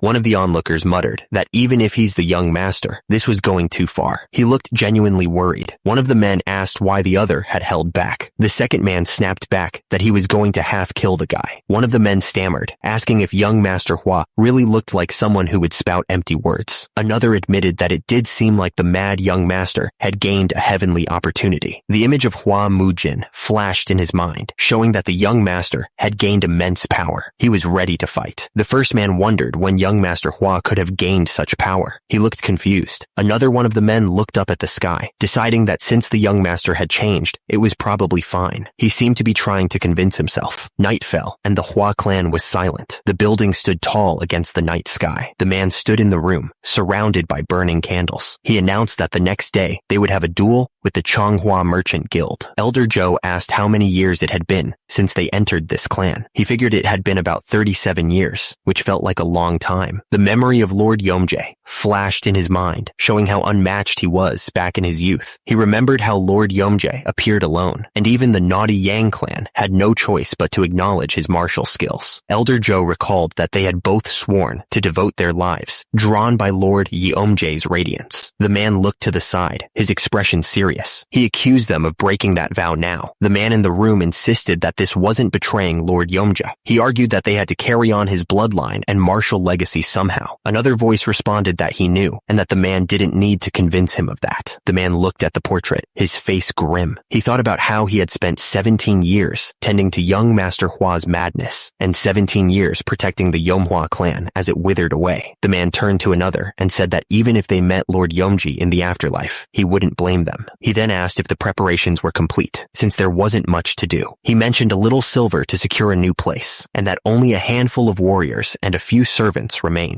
The first man looked at the other, his expression heavy. He told the other to go on ahead, his voice barely a whisper. The man insisted that even so, young Master Hua was still of his bloodline, and someone had to be there to tend to his body. He added that a master hired by the Changhua Merchant Guild would be there to serve as a witness to tomorrow's duel. The man looked at the other with disgust, saying that they bragged about theft, like it was something to be proud of. He realized that they meant to make their victory official, solidifying their dominance. The speaker spat out that the Changhua Merchant Guild were vicious snakes. He added that they'd burn this place until not even the roots remained. He was furious. Someone ordered them to go on to the agreed spot and wait. He added that the two young ones would be shocked enough as it was. One of them said that the meat felt tougher lately, and asked if it was just him. The other agreed, saying that the cheaper cuts from cattle were always the toughest. One of them asked if the other was already out of money. The other responded asking how he would know, since the chief steward barely gave them any. The first one then asked if he was sulking, and the other denied sulking over something so petty. He then asked why the first one had said they should run and get him punched. A hand reached out, as if to grab someone. The tension was thick in the air, and anything could happen. Hua Mujin straightened his robes, adjusting the folds with a practiced hand. He then asked how his look was today, clearly caring about his appearance even before a fight. The other man looked at Hua Mujin with a critical eye. He said honestly that Hua Mujin looked better with the bandages on. He then told him to go, ready to get this over with. The sound of steel scraping against leather echoed in the air as the sword slid into its scabbard. The metal was cold and unforgiving. The man asked if Hua Mujin was really going through with this. He then asked if he had come to spout the same nonsense about running away too, challenging his resolve. Hua Mujin looked down at the man with a confident smirk. He said that of course he wasn't there to spout nonsense. He added that he would be back after beating those thieves to a pulp. Elder Zhou looked determined. He announced that he was coming with Hua Mujin to the fight. Hua Mujin just looked up at him, surprised. Hua Mujin looked down, a smirk forming on his face. He thought that the old man worried too much. He was the one who would smash those thieves anyway, so the elder could relax. The doors to the training ground were now wide open, and a beam of sunlight pierced through the entrance. It was time to go. Hua Mujin stared at the open doorway, his expression unreadable. He seemed ready to face whatever was on the other side. Hua Mujin took the first step forward, his eyes fixed on the path ahead. He shouted that it was time to go, ready to face whatever awaited them. The words were written in bold strokes, announcing a martial duel. It was between the Changhua Merchant Company and the Yomhua family, a clash that everyone had been waiting for. The crowd went wild, everyone rushing to place their bets. A man shouted, urging them to hurry up and wager on who would win the duel. The man looked at the numbers, doing some quick math. He figured that the best anyone could hope for was half of the payout, which actually sounded pretty decent. A man suggested that it might be smarter to bet on the Yomhua family, especially if they had a skilled martial artist. He decided to put 2 silver coins on the Yomhua family's young master. Suddenly, a man shouted that Yomhua family's young master Huagong had arrived. Everyone turned to look, surprised by his presence. Hua Mujin ate his candy without a care in the world. He looked calm, like he was about to go for a walk instead of a duel. Someone in the crowd got cold feet. He asked if he could cancel his bet on the Yomhua family, looking nervous. Hua Mujin arrived, casually eating a lollipop. Elder Zhou followed behind him, saying that drinking so much before a duel was not a good idea. A woman with a red umbrella appeared. She said it had been a long time since they last met, her tone laced with something like amusement. The woman asked if they really had to go through with the duel, saying it was for the sake of their blood ties. She seemed serious, but also resigned. The crowd was buzzing, whispering about the Yomhua family. Someone pointed out that the Yomhua family applied for the duel first. They were saying that doing something reckless, without the skill for it, meant the rumors were true. The speaker was furious. He said that it was like they were saying that they started this match on purpose. He added that he would have no choice but to return the favor. The speaker looked determined. He stated that they couldn't let Changhua Merchant Company take away the Yomhua family's secret art. He added that they had no option but to fight like this. The crowd was confused. Someone asked if they coveted the Yom family's secret art. He wondered why the Changhua Merchant Company would want it. He finished by saying he had no idea what was really going on. The speaker watched with a cold smile. She wondered how long that composure of the other person's would last. The brazier burned brightly, the flames dancing in the wind. The entire arena was silent, waiting for the duel to begin. A voice boomed across the training grounds, demanding everyone's attention. The crowd quieted down immediately, waiting for the announcement. The speaker announced that Han Ik-gang of the Gongdong clan would be the witness for this duel. Han Ik-gang stood tall, his expression serious. The speaker continued, introducing Chiang Dobo, the next head of the Changhua Merchant Company, and Hua Mujin, the young master of the Yeomhua family. Hua Mujin stared at the other man, his eyes narrowed. The speaker declared that under the name of the witnesses, the duel would be fought with fair and square honor. The crowd roared in approval, ready for the fight to begin. The man gestured grandly, asking if Hua Mujin had received the items they sent. He then asked what Hua Mujin was talking about. The speaker smiled, explaining that the outfit Hua Mujin was wearing was the Yomhua family's combat battle uniform. He added that he personally sent it to Commander Huan Mujin's glorious battle return. Hua Mujin simply replied, asking if that was so. The speaker declared that when this duel ended, Hua Mujin would have to return the rest of the valuables as well. Hua Mujin stared at his greatsword, ignoring the threat. Hua Mujin took a step forward, his boots echoing in the silent arena. The tension was building with every move he made. The crowd murmured amongst themselves, wondering if the owner of the Yomhua family was truly a sword master. They doubted anyone could wield swordsmanship with such a large blade. The crowd was buzzing, questioning why the Yomhua family was focusing on bare-handed techniques all of a sudden. They wondered if the bare-handed master Hyun-san would be using bare fists. A man asked Masoka if Hua Mujin had said anything special. Masoka admitted that when he suggested they run away that morning, Hua Mujin had gotten really angry. The man looked nervous, saying he was only joking about running away. He insisted that he actually believed Hua Mujin would win, no doubt about it. The man wondered if running might have been the better choice after all. He then said that Hua Mujin had changed, and he wondered if someone could really change that suddenly, or if madness was somehow contagious. A man with a staff shouted, asking if both sides were ready to begin. Hua Mujin lowered his stance. His eyes narrowed as he gripped his sword tightly. The opponent on the other side grinned and asked if he was ready. A voice boomed across the training grounds, declaring that the duel was about to begin. The crowd held its breath, waiting for the first move. Hua Mujin didn't waste any time. He launched himself forward, his sword aimed right at the opponent. Hua Mujin's eyes widened slightly. He wasn't expecting the opponent to be so skilled, so ready. The two swords met with a deafening clang, sending sparks flying everywhere. The power behind the blow was incredible, shaking the ground beneath them. The spectators couldn't believe what they were seeing. So fast, they shouted in disbelief, eyes wide. The clash of swords echoed through the training grounds as Hua Mujin met his opponent's strike head-on. Wasn't Hua Mujin supposed to be severely mad? One spectator wondered. I heard he hadn't even learned martial arts. Where on earth does that power come from? The swords continued to grind against each other. Still, it's the skill of an one-day pup, another spectator scoffed, trying to downplay Hua Mujin's sudden burst of power. The duel intensified, the air thick with tension. Sparks flew as Hua Mujin and his opponent traded blows, each strike carrying immense force. The impact of another sword clash sent shockwaves through the training grounds. Hua Mujin kept his eyes locked on his opponent, his resolve unwavering. The duel was a storm of steel, the sound of clashing swords ringing in the air. Each strike was met with equal force, neither fighter giving an inch. The spectators watched with amusement, some even laughing at the display. They clearly didn't think much of Hua Mujin's chances. One spectator, watching from under his umbrella, was starting to reconsider his earlier assumptions. He thought to himself that Hua Mujin was surprisingly enduring. Another observer, studying the fight with a critical eye, compared Hua Mujin's skills to those of Daboga. He thought that, compared to the martial arts that Daboga had built up until now, it was negligible. Hua Mujin swung his sword with renewed determination, ignoring the doubts of the spectators. He was going to prove them all wrong. The punch connected with a sickening thud.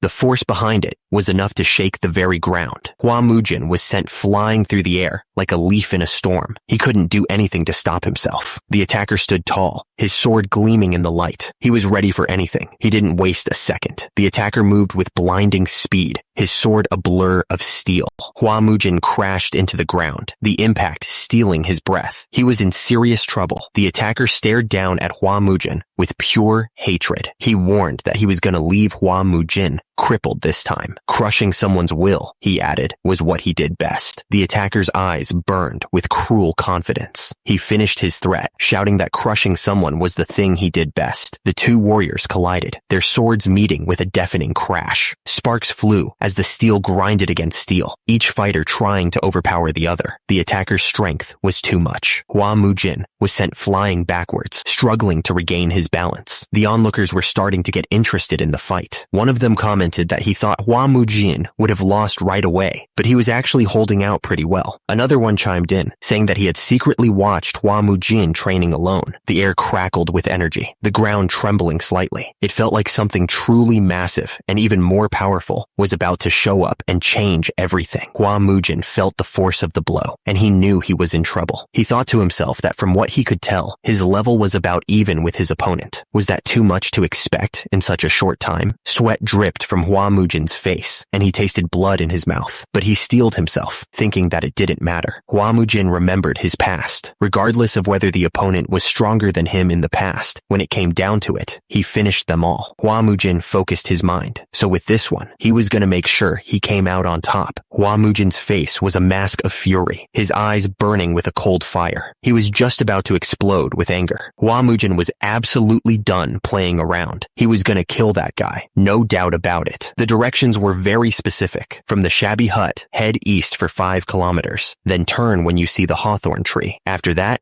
it was another 3 kilometers to wherever they were going. The carriage moved quickly, the wheels kicking up dust as it sped down the road. Leaves swirled around them, pushed by a strong wind. The man said he had finally arrived. He was relieved that the 2 kids with him were asleep, which made it easier to bring them along. The man asked if the other person really wasn't coming with him. He pointed out that the dead person was still a blood relative, and someone needed to gather his remains. The other man replied that he would personally oversee the last journey of young Master Hua. After that, he would meet them at the promised location. The man sighed, looking up at the sky. Turns out, he wasn't sure if he was doing the right thing at all. The clash of swords echoed through the training grounds. Sparks flew as the 2 fighters traded blows, neither giving an inch. The observer watched the fight intently. He thought that Chang Dobo was pretty good for someone his age, but in the end, he was only at the level of a sword demon. The 2 fighters collided with incredible force. The impact sent shockwaves through the air. The crowd watched with bated breath, the tension thick in the air. They were all waiting to see who would win. The crowd was watching the duel between Hua Mujin and Chang. One of them commented that young Master Hua seemed to have the upper hand. Apparently, the second moon of the Celestial Merchant Guild wasn't all that impressive. Chang's face was covered in sweat and blood. He was breathing heavily, starting to struggle against Hua Mujin. Hua Mujin's sword slammed into Chang, sending him flying backwards. The force of the blow shook the ground. The crowd gasped, realizing what was about to happen. Some of them yelled at young Master Hua to dodge. Hua Mujin wasn't listening to the crowd. He was completely focused, using the Peerless 9 Swords first form, preemptive step.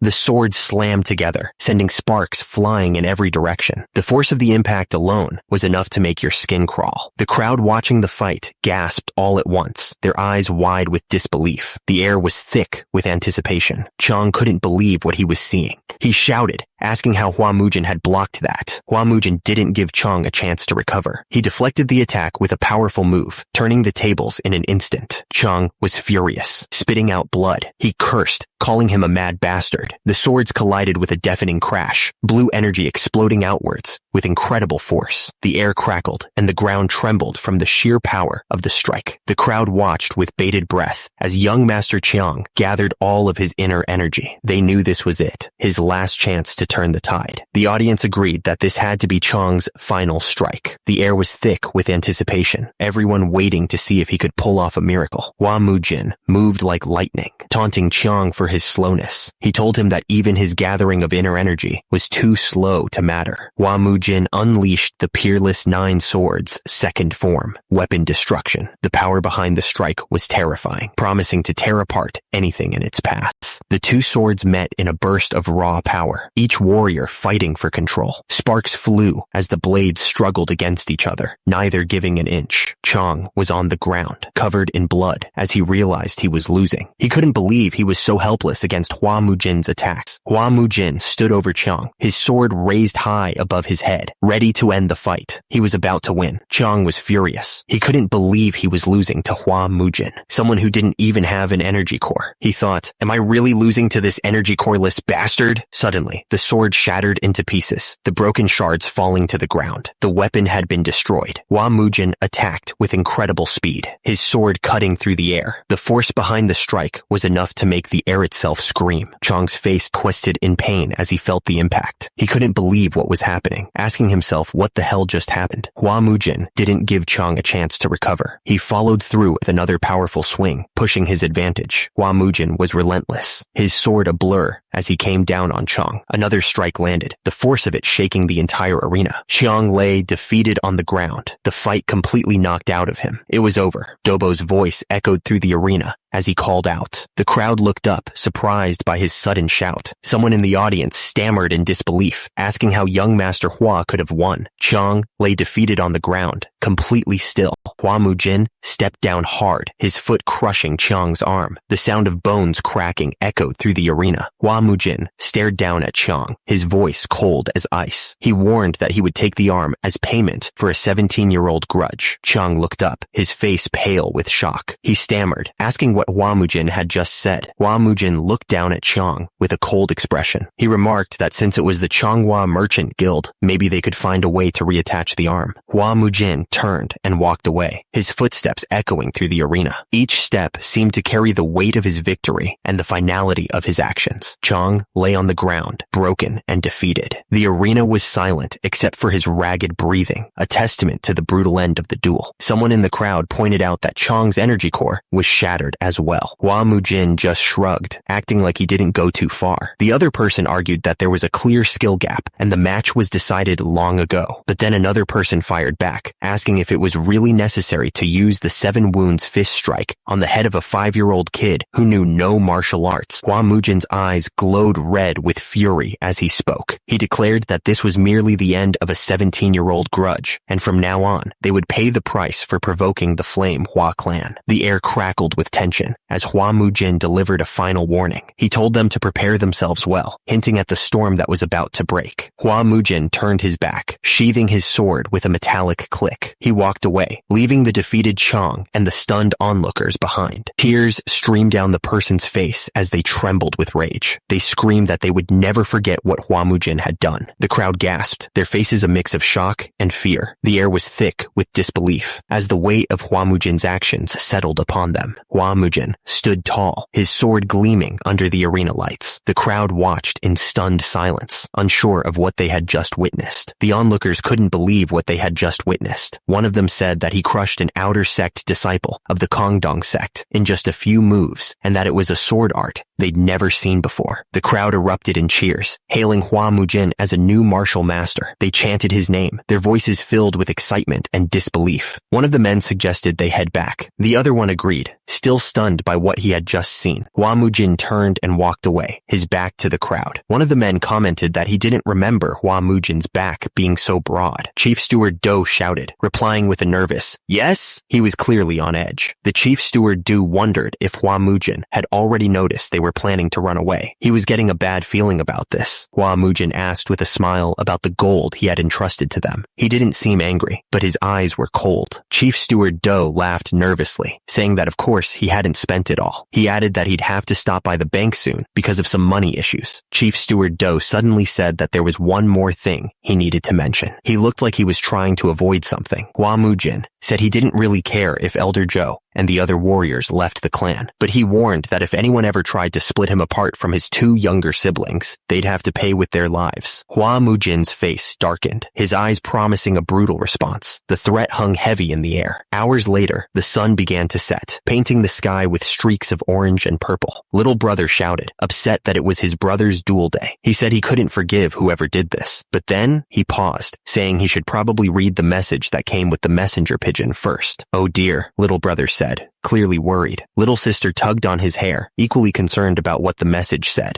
The message was clear. We're screwed. Will worry young Master Hua escape plan is discovered. Return immediately. It was a bad situation. So, since they were on the topic of money, Hua Mujin figured it was time for a debt party. He explained that a debt party is when someone can't pay their debts, so they hand over everything they have to settle them. Hua Mujin clarified that he wasn't talking about any old debt party. He was talking about those bastards from the Bango sect. He thought it was about time he dealt with them. Hua Mujin told Chief Steward Do to rest, saying he'd take care of everything himself. But Chief Steward Do was still worried. He said that even though the martial arts duel proved that Hua Mujin was different now, he still worried too much. Hua Mujin told him not to get tangled up with the Bango sect in any way. Then, Hua Mujin announced that he was heading out. Chief Steward Do just watched him go, looking concerned. The other man asked if Hua Mujin was really heading straight for the Bango sect, like this. Hua Mujin confirmed that he was, saying it was best not to delay troublesome business. Hua Mujin ordered Ma Sok to stay close behind him from now on. Ma Sok nervously agreed, but he was clearly confused, wondering why Hua Mujin was calling him Big Boss. They arrived at a large building, the sign above the entrance clearly stating, Usury Business Bangho Sect. It looked like they were finally at the Bangho Sect's headquarters. A man in a wide-brimmed hat stepped forward, looking surprised. He said he never thought he'd see Hua Mujin again in this lifetime. Hua Mujin replied that he'd come to pay back his debts, reminding the man that he was the one who had crippled that vicious Jungsun from the Zhonghua merchant group. He added that it was a quiet place and asked if their business had gone under. The man nervously explained that it wasn't exactly that their business had gone under. He said that most of the gamblers in Xichang had gone to watch Hua Mujin's duel. Hua Mujin realized that everyone had gone to see him fight. Hua Mujin stared at the man with the wide-brimmed hat, asking if they all must have held betting pools on his match. He looked absolutely serious, like he already knew the answer. The man quickly apologized, saying they meant no disrespect. He stammered that he was sure the odds were higher on Hua Mujin's side, hinting that they made a tidy sum from it. The man looked down, sweat dripping from his face. He mumbled, "Yes, sir," clearly nervous about what Hua Mujin was going to say next. Hua Mujin pressed him, saying they must have made good money thanks to him. He asked if they were planning to just stay silent about it, adding, "Damn it, planning to screw us again?" The man quickly assured him that wasn't the case, saying that they were going to properly express their gratitude. Hua Mujin seemed satisfied, saying, "Good, that's what I like to hear." The men could tell that Hua Mujin was completely different than before. The air around him was cold, like a martial master filled with killing intent. Hua Mujin asked where their boss was hiding. He warned that he didn't like having to ask twice. Hua Mujin took a step forward, saying that if they weren't gonna talk, he'd just have to make them. Hua Mujin stared at the man with the octopus head, asking if he was the boss. He said his boys told him about him, and asked why he had to make it so hard for someone who just wanted a word. Hua Mujin added that it wasn't like he had a pretty face to begin with. Hua Mujin then pointed out a brat standing behind the boss, calling him one of his lackeys. The Death Black Crow sneered, saying Hua Mujin had quite the mouth for a kid. He pointed out that Hua Mujin was from the Social sect, and asked if he was the one keeping his money. Hua Mujin scoffed, asking if this guy was from the Social sect. He questioned who told him to speak when adults were talking, and asked if he wanted a death wish before laughing. The Death Black Crow didn't hesitate. He jumped forward, yelling at Hua Mujin to go ahead and try to kill him then. One of the men shouted a warning to Hua Mujin. He yelled that Social sect or not, anyone who stood in Hua Mujin's way. Hua Mujin's sword flashed, piercing right through the guy. He finished the sentence, declaring that anyone who stood in his way gets a hole put through them. The swordsman fell backwards, his head splitting open from the force of the blow. Blood splattered on the ground as he crashed to the floor. Hua Mujin stood tall, his sword still dripping with blood. The speed of his attack was so fast, the swordsman didn't even see it coming. The Death Black Crow stared, his eyes wide. He thought to himself that he thought Hua Mujin was just some brat, but now he realized he's no ordinary man. The Death Black Crow looked at his hand, which was pierced by chopsticks. He remarked that Hua Mujin pierced his hand with chopsticks, no less, and called him an interesting little bastard. Hua Mujin scoffed, saying he felt nothing hearing that from a wrinkled old man like him. The Death Black Crow launched himself forward, his body surrounded by dark energy. He yelled at Hua Mujin not to get cocky. The Death Black Crow came crashing down with a powerful kick. The force of the blow cracked the ground beneath Hua Mujin. The Death Black Crow was furious. He demanded to know where Hua Mujin Mujin was looking. Hua Mujin dodged the attack at the last second, surrounded by a strange energy. The Death Black Crow's foot slammed into empty air. The Death Black Crow was stunned. He couldn't believe how some young punk could dodge his attack so easily. He was starting to get worried. Hua Mujin was right behind him, ready to strike. He grinned, saying he was going to open up one more hole in the guy. The air was thick with tension. The two men screamed at each other, their faces contorted with rage and fear. Hua Mujin stood over the guy,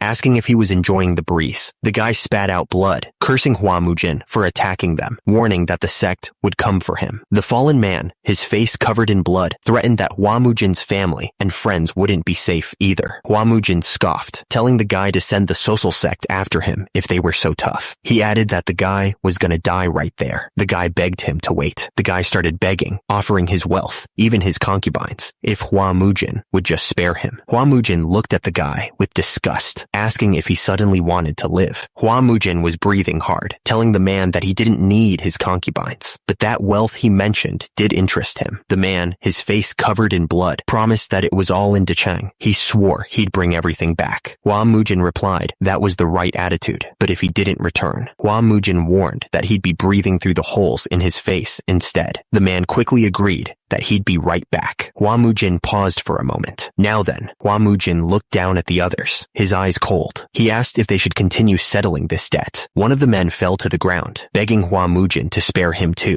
He was clearly terrified of what was about to happen. The man promised that he'd give Hua Mujin everything he owned if he spared him. His face was covered in sweat as he pleaded for his life. Hua Mujin looked down at the man with cold eyes. He told him that that was nonsense, since his property was already his. The man stammered, asking what he meant. Hua Mujin explained that the profits he'd wrung out of the commoners were 7,000 gold nyang. He added the price of all the lives he'd ruined by manipulating the martial clans. Wouldn't that just about equal all his assets? The man stammered that he'd give Hua Mujin everything, including. The man's eyes were wide with shock, a dark hole piercing his forehead. Hua Mujin asked him if he didn't understand plain speech, his voice dripping with disdain. Hua Mujin stood over the body, looking down with a cold expression. He asked why the guy kept offering what was already his, like he was too dumb to understand the situation. The remaining men watched with wide eyes, realizing they were next. The air was thick with fear, and nobody dared to move. One of the men, desperate to save himself, asked who was next in command after the dead guy. He stammered that he was the vice sect leader. Hua Mujin replied, surprised that he hadn't been expecting that. The vice sect leader begged Hua Mujin to spare him. He swore he'd live honestly if he got another chance, his voice cracking with desperation. Hua Mujin stared down at the vice sect leader. He told him that he could live, deciding to spare him for now. Hua Mujin then asked how much the dead man's property was worth, including his house, brothel, and cash. The vice sect leader reported that it all amounted to 4,000 gold nyang. Hua Mujin also wanted to know about the Bangho sect's total assets, including all establishments, which the man said were at least 10,000 gold nyang, plus a 500 gold nyang tribute to the social sect. Hua Mujin looked at the numbers. He noted that the Bangho sect leader had 4,000 gold nyang, and all business profits would naturally come to him. He added the Bangho sect's total assets of 10,000 gold nyang, the tribute to Sosol of 500 gold nyang, and compensation for their emotional damage, totaling about 20,000 gold nyang. He declared that this sounded fair. The vice sect leader stammered that he would prepare the transfer documents and bring them right away. Hua Mujin agreed, telling him to handle all documents and gold right there. The vice sect leader replied with a fearful, "Yes, sir." Hua Mujin paused, a dark glint in his eyes. He asked if they should start negotiating the ransom prices for the rest of them. The remaining men looked on, terrified. Hua Mujin told them he'd spared the leader, but he never said he'd spare the rest of them. The remaining members of the Bangho sect begged him to spare their lives. The man screamed, his face contorted with pure terror. It was a sound that echoed through the room, full of dread.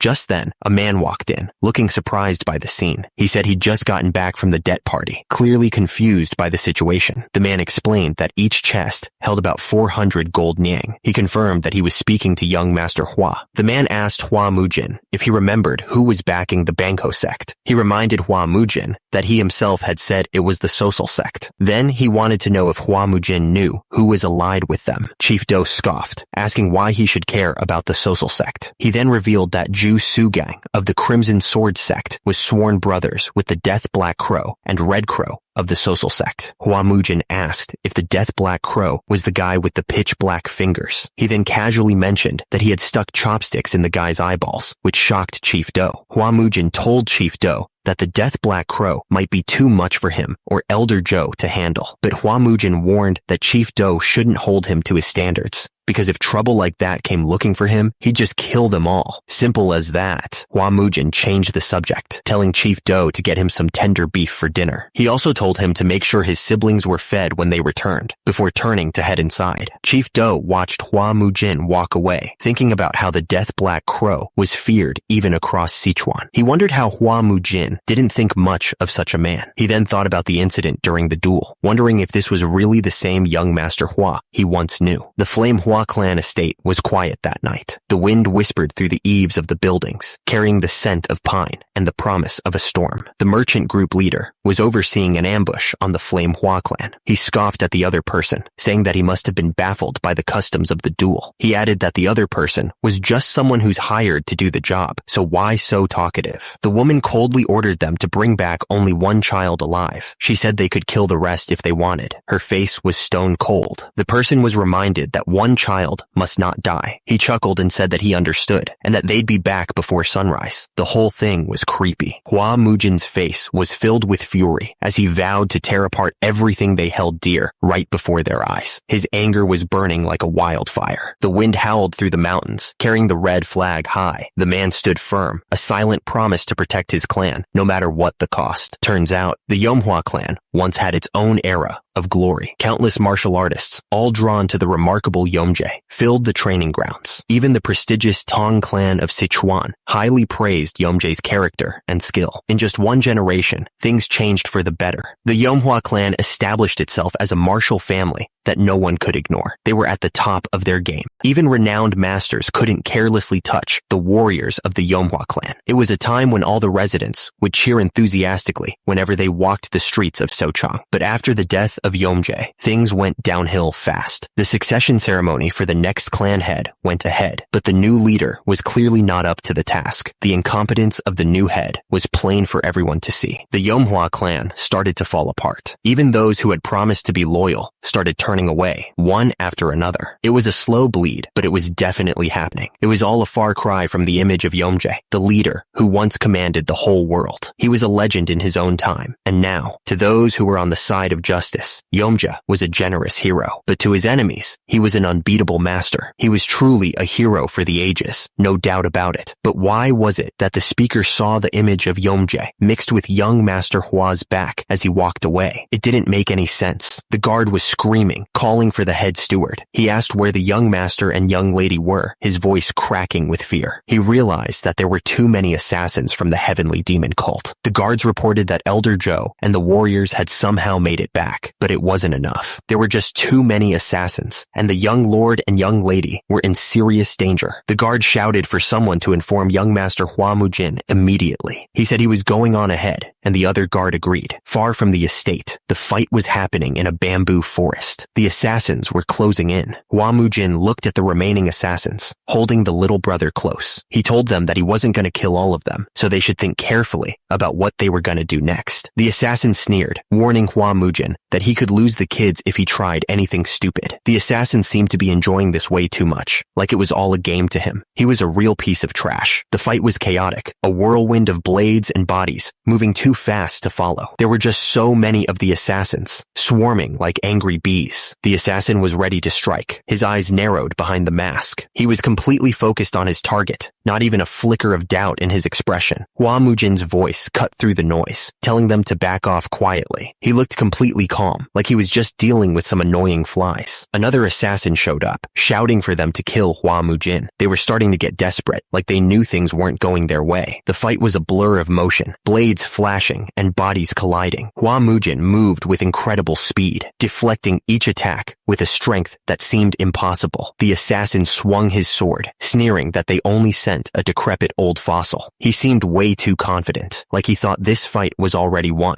Elder Joe shouted for him to be careful, his face twisted with worry. He knew something was up, that this fight was far from over. Hua Mujin struck the assassin, sending him flying backwards. The force of the blow echoed through the air, leaving no doubt who was in charge. The assassin crashed to the ground, defeated. He was probably regretting his cocky attitude now, realizing he messed with the wrong guy. The assassin realized he was outmatched and shouted in frustration. He couldn't believe how fast Hua Mujin was, the blade moving faster than he could follow. The assassin's face was slashed open, blood spraying everywhere. He felt a sharp pain and realized he was in serious trouble. Another assassin yelled that they should handle this side, ordering his comrades to leave one kid alive and kill the rest. He was clearly enjoying this, the scumbag. The assassin raised his sword, declaring that it was time to die. He looked absolutely ruthless, ready to end someone's life without a second thought. A final scream echoed through the air as someone realized this was really the end. The attack landed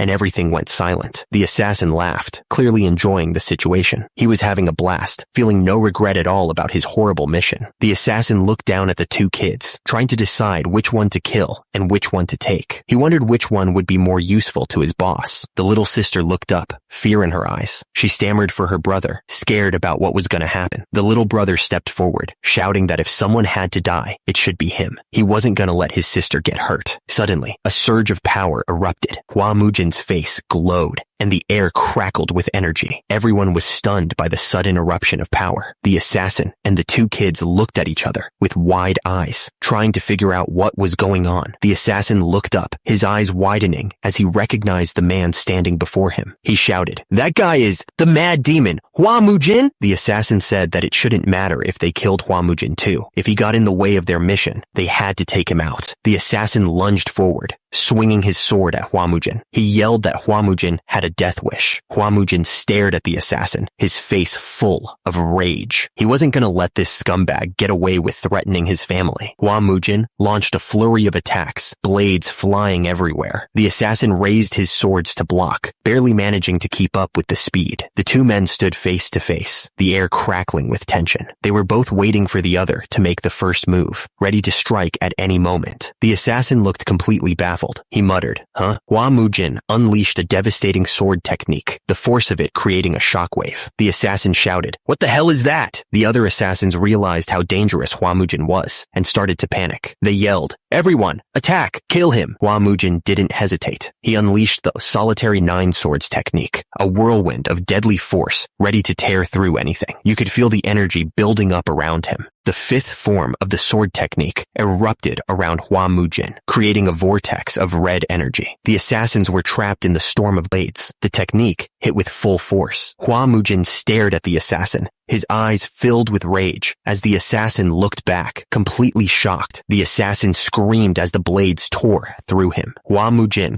stood over him, showing no mercy. Hua Mujin stood there, covered in blood, as the assassin fell to the ground. The fight was over. The assassin realized he was facing a monster, not a man. He was done for. Hua Mujin stood there, his sword dripping with blood. The assassins were all dead. Hua Mujin looked down at someone, his face grim. He warned them not to even twitch if they wanted to live. Hua Mujin stood protectively in front of the children, a wall between them and the carnage. He was going to make sure they were safe, no matter what. The little sister looked up, confused. She asked if he was her brother. The little sister covered her eyes, telling Hua Mujin not to look. She asked if her brother had gotten rid of all the bad guys. Hua Mujin confirmed that he had, which was why she shouldn't look. Hua Mujin held the little sister close, asking if she was okay. The little sister stammered, saying that she was fine. Hua Mujin told the little brother that he must have been scared. The little brother puffed out his chest, denying it completely. He declared that he wasn't scared at all because he was a son of a martial family. Hua Mujin looked down at the little brother, giving a small smile. He told him that he did well. Hua Mujin turned to Elder Joe, ordering him to take the injured warriors and the children back to the estate. Elder Joe bowed his head, agreeing right away. He told everyone to hurry to the infirmary. Hua Mujin looked down at the lost arm, then asked how long the guy was going to want whine about losing just one arm. He clearly wasn't sympathetic. Hua Mujin glared down at the assassin and asked if that woman from the Changhua Merchant Guild had sent him. He looked absolutely furious. Hua Mujin stood over the injured assassin, his sword gleaming in the moonlight. He told him to answer properly, and maybe he'd let him live. The assassin stammered, asking if Hua Mujin would really let him live. He quickly added that Hua Mujin shouldn't make him repeat himself, because he could wipe them all out. The assassin admitted that he was right. He said that the head of the Changhua Merchant Guild, Bu Choyeon, had hired them through the Sarambang. The assassin asked if Hua Mujin was really going to spare him. He was clearly scared. Hua Mujin told him that if he didn't want to die, he should run back and tell that woman something. Hua Mujin stood over the bodies of the fallen assassins, his eyes burning with rage. He told the guy to tell that scumbag how Hua Mujin of the Yomhua clan had slaughtered her people and how he was going to kill them all from now on. A few people noticed Hua Mujin walking toward them, and one of them pointed out the blood covering him. Another asked who it could be, answering that it was the lunatic from the Flame Hua clan. The guy wondered if his madness had gone away, but decided that it looked even worse. Anyone who saw Hua Mujin walking down the road, covered in blood from head to toe, couldn't laugh at him anymore. They couldn't look down on him either. Not anymore. One of the people mentioned that Hua Mujin had taken down Bangho sect all by himself. Another person was shocked, calling them vicious bastards. Someone else added that he had even left the second son of the Changhua Merchant Guild half paralyzed. One of them recalled that people once called Hua Mujin the mad young master. He thought it was strange, remembering that when Hua Mujin was a kid, they had called him a prodigy blessed by the heavens. He wondered if that talent was returning, now that they were calling him the hidden dragon of the Sichang. Hua Mujin just kept walking, leaving the gossiping crowd behind him. He had a mission to complete, and he wasn't going to let their opinions slow him down. One of Hua Mujin's men came running, shouting, "Young master!" The man sighed in relief. "Thank goodness. You're walking on your own. Are you hurt anywhere?" Hua Mujin waved him off, saying he was fine. He asked if everyone was in the medicine hall. The man confirmed. Yes, not a single one escaped injury. The second young master and Lady Goyon are resting in their rooms to regain their strength. Hua Mujin nodded, satisfied. "Well done. Prepare a bath for me right away." The man agreed immediately. Night had fallen over the estate. The building stood silent under the moonlight. Hua Mujin sank into the hot water, letting the heat soothe his aching muscles. He let out a long breath, finally able to relax for a moment. Hua Mujin muttered to himself about the second young master and Lady Goyon needing to rest to regain their strength. It was something unthinkable for the children of a martial clan. Hua Mujin didn't want those two to see the cruelty of the world just yet. If he could, he'd rather let them live, seeing only good things. Hua Mujin stared at the orb, wondering if he was protecting someone else onto those kids. He was starting to get protective. Hua Mujin repeated the thought in his head, reinforcing his decision. He was going to make sure they were safe. Hua Mujin leaned back in the bath, looking out the window. The moonlight cast long shadows across the room as he thought about the future. The next day, the air in the medicine hall was thick with anticipation. Someone asked, stuttering, about the Red Flame art manual. Hua Mujin confirmed that it was indeed the Red Flame art manual he was asking about. He wondered why the other person was so startled. He asked if he had asked for something he shouldn't have. The man with the beard looked at Hua Mujin suspiciously, asking for the reason why he was asking for it. Hua Mujin looked absolutely furious. He wondered if the man was worried he'd relapse and tear it apart in another fit. He quickly denied that was the reason. Hua Mujin declared that the man couldn't possibly teach his clan's secret techniques right now. So, starting tomorrow, he would personally train the two of them. Elder Ju sighed, and judging by his face, he clearly doubted Hua Mujin. He quickly denied it, though. Elder Ju said that there was no need to worry and that nothing would happen. He handed over the Red Flame art manual, understanding the situation. Hua Mujin said goodbye and asked the man to rest well. Elder Ju asked him to please take care. Elder Ju sighed, wondering if this would really be okay. The other man told him not to worry so much. He reminded him that he'd seen Hua Mujin's astonishing swordsmanship. The man continued that Hua Mujin's fits had stopped recently, and he was clearly improving. Honestly, it looked like he was almost cured. He figured it must be that the specialist treatment was finally working. Hua Mujin thought that this wasn't just any ordinary encounter. It had to have been with a powerful martial master. There was no other explanation. He felt like the 17-year shadow cast over the Flame Hua clan seemed to finally be lifting. At the Flame Hua clan training ground, Hua Mujin began to explain the butterfly dance. The little brother asked what the bee buzz meant, since he didn't understand. Hua Mujin told them that it meant to face your opponent as if freezing their feet in place, while your own movement remained as free as a butterfly's. He looked at them with pride, hoping they would understand. Hua Mujin said that it was a fundamental movement technique he created himself based on countless real combat experiences. The little sister looked surprised and said that Elder Ju said he barely had any real combat experience. Hua Mujin panicked and told her not to say that out loud. Hua Mujin cleared his throat and said that there was enough theory and that it was time to move to actual sparring. He told both of them to attack him with the most basic technique they learned. The little brother looked excited and said he was coming.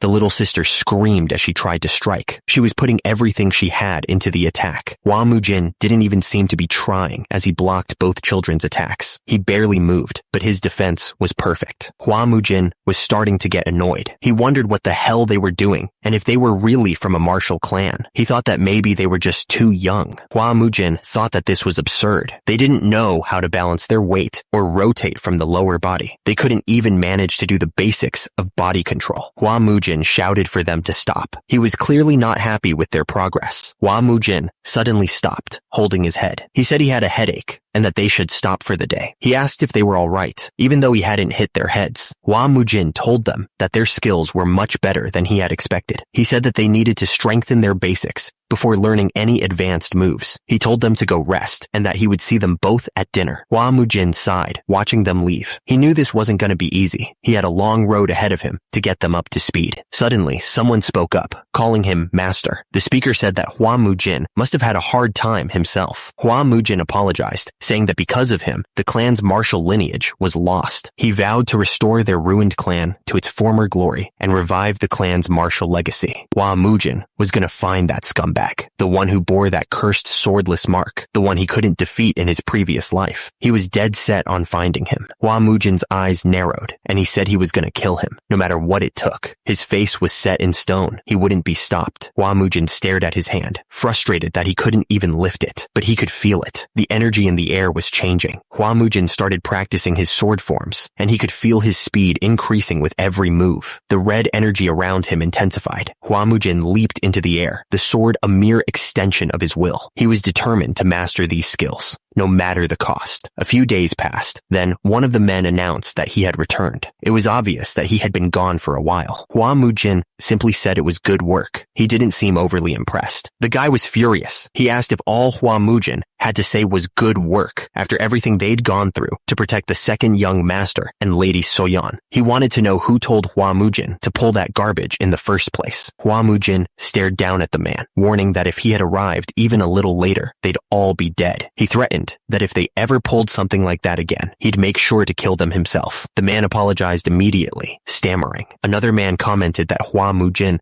was definitely getting better. He said that he was the only one who could treat the young master, and that with just a few more sessions, Hua Mujin would be fully cured. The guards saw the approaching figure, and one of them asked who it was, saying they didn't have any food for beggars. But another one of the men quickly corrected him, pointing out that it was Sir Taoist, the same man who had treated them. The man apologized deeply to Sir Taoist, explaining that the young lord hadn't fully recovered yet. He then cleared his throat and shoved another man out of the way, trying to make amends for the rude behavior. The man realized how rude he had been and apologized, explaining that he hadn't recognized Sir Taoist at first. He looked genuinely embarrassed by his mistake. Sir Taoist smiled slightly, saying that they must be hungry after their long journey. He politely asked them to come inside first, trying to ease the awkwardness. A few days before, the man recalled that the Taoist had inherited the Taoist lineage of the Wudong sect. He also remembered that the chief steward had paid a hefty sum to invite the Taoist, who was famous for his miraculous martial arts and positive energy healing. Hua Mujin looked at the Taoist and said, "So this is the man? Please, come in." He cleared his throat, signaling for the Taoist to enter. The chief steward bowed deeply to the Taoist, showing his respect. He seemed eager to please the man who had been invited at such a high price. The chief steward looked at the Taoist suspiciously, asking if he had really inherited the Wudong sect's Taoist lineage. He seemed to be testing the Taoist's claims. The Taoist stammered for a moment, then declared that he was the only Taoist to inherit the true essence of the Wudong sect. He boldly proclaimed, "I am the Wudong White Immortal." Hua Mujin looked down at the Taoist with a smirk, saying, "So you claim to be the Wudong White Immortal? How strange. I've never heard of any successor of Wudong's Taoist lineage surviving." The Taoist stammered, looking up at Hua Mujin. He tried to defend himself, saying that it was nonsense and he was the real deal. He told Hua Mujin to listen to him and tell him the truth while he still could, because he wouldn't be able to turn back later. Hua Mujin looked at the Taoist with a skeptical expression. He asked what the Taoist was saying and if he was doubting him. Hua Mujin told him to go on and keep talking, and he'd try to believe him for real. Hua Mujin drew his sword and prepared to strike the Taoist. He said that if the Taoist was truly a disciple of the Wudong sect, dodging the sword should be a piece of cake. He moved fast. The Taoist screamed as Hua Mujin's sword came closer. He couldn't dodge it. He was terrified. The chief steward started yelling, asking what Hua Mujin was doing and demanding that someone stop him. He questioned why the young master was treating the grand man before him that way, but Hua Mujin cut him off immediately. He told the chief steward to shut up and go fetch a bucket of water quickly, because he was going to show everyone something funny. Hua Mujin didn't even wait. He poured the water on the Taoist's head, soaking him completely. The Taoist just groaned in shock, not expecting that at all. The Taoist looked absolutely furious. He shouted, asking what this madness was. He demanded to know if the Flame Hua clan repaid kindness by humiliating their savior. Hua Mujin didn't say a word. He reached out and grabbed something on the Taoist's face, pulling hard. Turns out it was a fake beard. The chief steward and the others stared in disbelief. The chief steward stammered, realizing that the Taoist was a fraud. Hua Mujin stared down at the Taoist, a sinister smile spreading across his face. He pointed out that the guy had even glued the beard on carefully before calling him a filthy fraud. Hua Mujin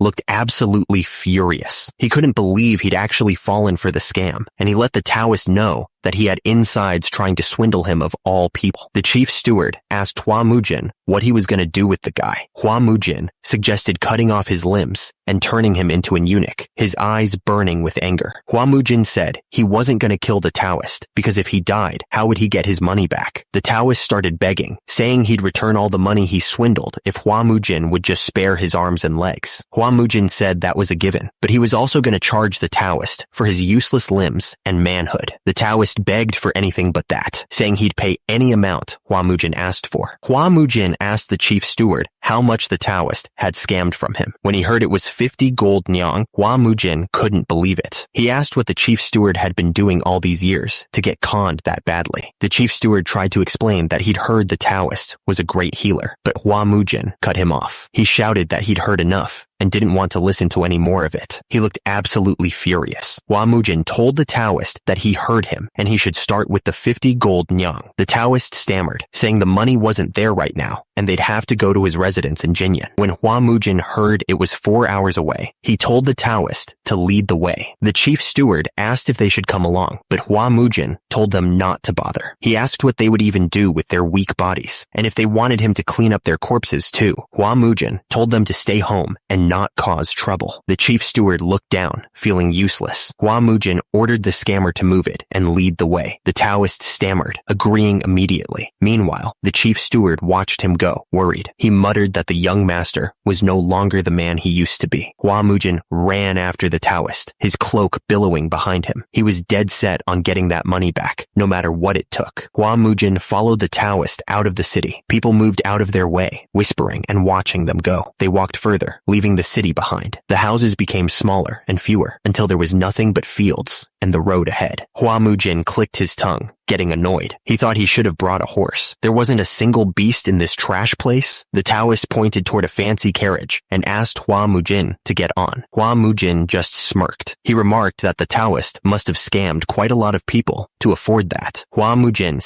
stared at the carriage with a raised eyebrow. He commented that it was a fine 4-horse carriage and that he was impressed. Hua Mujin clicked his tongue in anticipation. Then he stepped inside the fancy carriage, ready to enjoy the ride. He looked around the interior, taking it all in. The inside was even lavishly decorated, he thought. Hua Mujin ran his hand along the soft cotton and leather. He remarked that the carriage was lined with cotton and finished with leather. He then added that the Taoist really had a strong work ethic for a crook. Hua Mujin asked the Taoist why he didn't find honest work if he was so professional. The Taoist replied that he would make sure to do that from now on. Hua Mujin was clearly not buying it. Hua Mujin told the Taoist to wake him up when they arrived, deciding to get some sleep. The Taoist replied that he understood and told him to rest well, looking concerned. The Taoist thought to himself that Hua Mujinshin should just wait, looking furious. He then told the driver to depart, his eyes filled with malice. The carriage started moving, climbing up a steep mountain path. The road ahead looked long and winding, disappearing into the distance. The carriage continued its journey through the mountains. The horses trotted steadily, their hooves echoing through the quiet landscape. The carriage wheels turned, grinding against the rocky path as they climbed higher into the mountains. The horses kept pulling, unaware of the danger ahead. The carriage finally stopped. The Taoist stepped out and announced that they had arrived. The bearded man ordered his minion to drag Hua Mujin out of the carriage. He wanted to make an example of him. Again, the Taoist's face twisted with rage. He couldn't believe someone would try to mess with a Taoist who was trying to help people. He was clearly furious. A huge thug loomed over the sleeping Hua Mujin. This was the price he would pay for getting in the way. The thug's fist came down, a brutal strike aimed at Hua Mujin. He shouted not to resent them as his fist got closer. Hua Mujin's eyes snapped open, filled with shock. What the hell was happening? He realized that they had already arrived at their destination. But why was he about to get punched? The thug's fist connected with a sickening thud. The force of the punch sent Hua Mujin flying. The chief steward watched in disbelief as Hua Mujin was struck. He couldn't believe what he was seeing. The Wudong White Immortal seemed impressed, his hands glowing with power. He admitted that Hua Mujin really wasn't all talk. Hua Mujin stared at the Wudong White Immortal suspiciously. He asked how Jinyang had become such an isolated forest. Was he the target from the start? He thought the man was just a scammer, but it looked like he could scheme too. The Wudong White Immortal smirked, a dangerous glint in his eyes. He said that he was getting bored anyway. The Wudong White Immortal's red eyes narrowed, a sinister smile spreading across his face. He challenged Hua Mujin to show him what he's got. The man bellowed, demanding everyone come out. He warned that the dandy was trying to shorten his own life. The thugs moved into action, grabbing their weapons. They were ready for a fight. Suddenly, a group of 4 fighters appeared, surrounded by a dark energy. They were Zhongshan's 4 demons. The attacker looked at Hua Mujin with disgust. He commented that his appearance was ugly as hell, and he could sense demonic energy. The attacker noticed the weapons of the 4 demons. He remarked that they were pretty varied. The attacker looked at Hua Mujin, a smirk playing on his lips. He told him to show him what he could do. The attacker didn't wait for an answer. He moved in a blur, his hands glowing with red energy.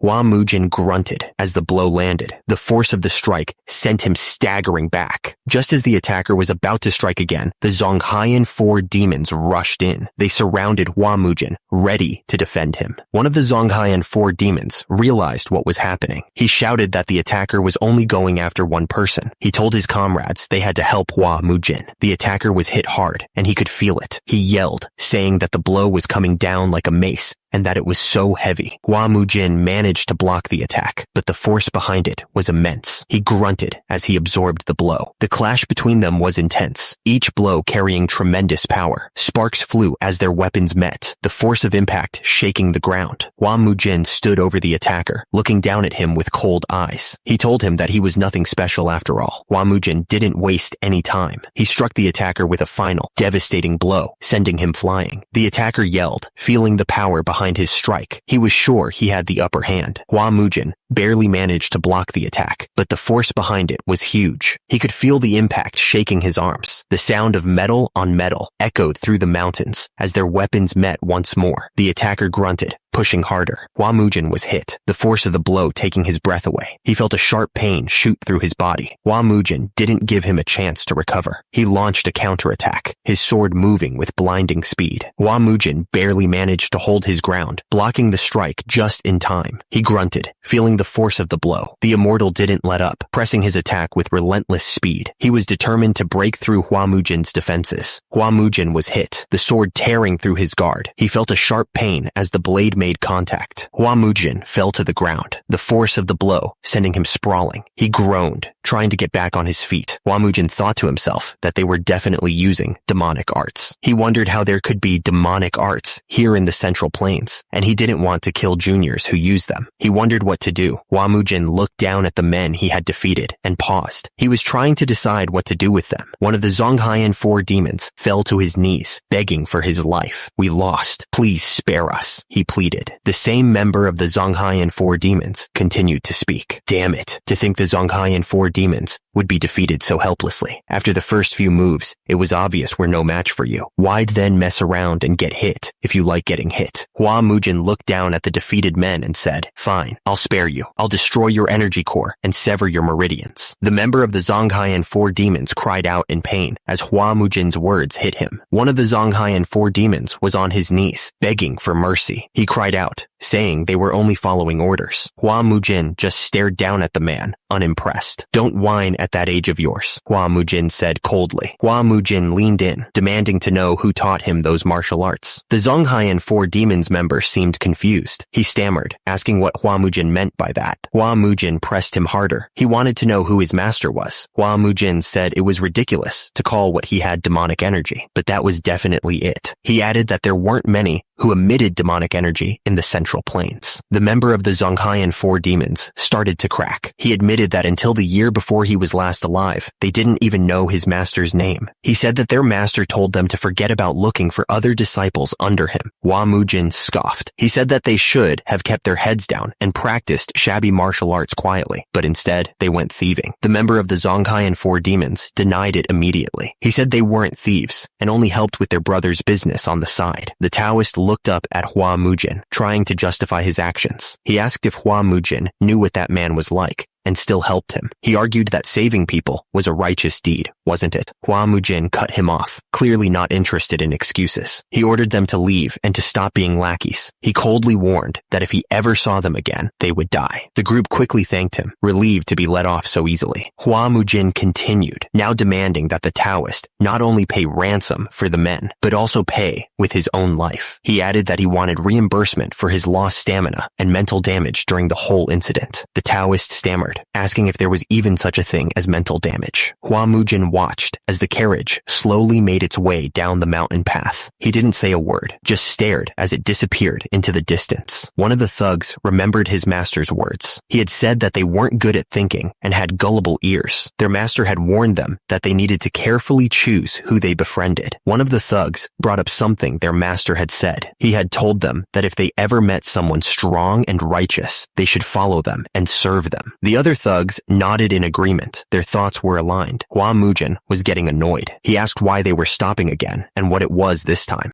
The thugs bowed down to Hua Mujin. They shouted that he was their boss. The thugs pledged their loyalty, promising to serve until their death in the Hua clan and begging him to take them in. Hua Mujin looked at them, confused. He asked if they had gone crazy from getting beat up so much and why they were calling him boss. The thugs kept going, saying they weren't even that good yet. They begged Hua Mujin to take care of them as their boss. Hua Mujin was so shocked that he could only ask what was going on. The horse-drawn carriage continued its journey through the night. The steady rhythm of the hooves was the only sound for miles. Back in the carriage, Hua Mujin lay staring at the roof. Something was bothering him, and he couldn't shake it off. Hua Mujin was surrounded by his new followers, all of them waiting for his orders. He knew he had to make this work, for their sake and his own. Cheol Muk couldn't believe it. He asked Hua Mujin if he was really only 23 years old, wondering if everyone had suffered some kind of energy problem. Hua Mujin asked what was so unbelievable, but Cheol Muk just told him to forget it. Meanwhile, an old man watched from the shadows, his face unreadable. He seemed to be waiting for something to happen. Hua Mujin lay there, thinking about the whole situation. He couldn't understand how demonic arts users could become warriors of ruined households of the Orthodox sect, wondering if it even made sense. Cheol Muk spoke up, saying his master always told him that being a demonic arts user was a way of living, an identity. It wasn't just a faction or affiliation. Dong Jiak chimed in, saying that realistically speaking, no Orthodox family would accept demonic arts users. He added that they would just get dragged into scandals and they would smash the teeth of anyone who dared to say a thing. Hua Mujin smiled slightly, saying they reminded him of someone. He paused, then warned them that if they wanted to serve under another household, Hua Mujin's voice was stern, as he declared that they must be willing to stake their lives on any order he gave, whether they liked it or not. He finished by saying their personal freedom meant nothing, and they must obey like a dog for the honor of the household. The thugs looked up, practically begging for orders. They shouted that they understood, promising to devote themselves wholeheartedly to their new boss. Hua Mujin raised his hand slightly, looking a little annoyed by their eagerness. He sighed, telling them to do as they wanted, declaring that they were now warriors of the Flame Hua clan. The thug thanked Hua Mujin, then quickly corrected himself, saying he should be called Young Master. He asked if that was understood, and the others immediately responded, confirming that they understood Young Master. Hours later, the moon hung high in the sky, casting a pale light across the land. The clouds drifted slowly, as if watching over everything that happened below. The wagon slowly approached the imposing gate, the sound of its wheels echoing in the night. They were arriving at their destination, ready to face whatever awaited them. Hua Mujin stared up at the massive estate, the gates looming above them. One of the thugs looked up at the building and asked if it was his house, clearly impressed by its size. Hua Mujin stuttered, telling them to come inside, then ordered the guys to open the gate. He looked nervous as he spoke, but still tried to sound like he was in charge. One of the men looked confused and asked Hua Mujin what was going on. Hua Mujin didn't answer his question, instead telling him to prepare food in the annex building and to do it quickly. Hua Mujin changed his mind, telling the guy to forget about the food. He said that they needed to check his treasure room first, then pointed the way, acting like he was in control. They all entered the building, and one of the thugs looked around, clearly impressed. He commented on how well Hua Mujin had been living on the money he had swindled, sounding a little jealous. Sojin asked what was the matter, wondering if something troubling had happened to Hua Mujin. Hua Mujin told Brother B that it was nothing and ordered him to go back inside. But Sojin wasn't convinced, pressing him to tell him what was going on, asking if it had something to do with the new guests. One of the thugs told Sojin to leave, asking why he was sticking his nose where it didn't belong. He sighed, saying that judging from his clothes, Sojin must be one of the swindler's guests, and guests shouldn't meddle in household affairs. Hua Mujin's eye narrowed, his gaze hardening as the tension in the air thickened. Sojin was told that he had quite the foul mouth, and one of the thugs asked Hua Mujin if he should deal with him. Hua Mujin quickly said no, telling them it was a misunderstanding and that they were his guests. The thug grinned, ready to introduce the new arrivals. He announced that he was presenting Zhongshan's 4 demons and the Flame Hua clan's first young master with a flourish. The young master scoffed, saying that he wasn't surprised Hua Mujin's tongue was so sharp. He called him the insane eldest son of the Flame Hua clan and accused him of running around with lowlifes and terrorizing commoners. The young master added that Hua Mujin's grandfather must be weeping in his grave. Zhongshan's 4 demons didn't waste any time. They moved forward, ready to attack, calling Hua Mujin's group pathetic trash. Bigojin stepped in front of Hua Mujin, drawing his sword. He stammered nervously, telling Brother do not to worry. Bigojin declared that he wasn't the kind of scabby swordsman to lose to such scum. The thug's eyes widened in disbelief at Bigojin's sudden confidence. He could only stammer,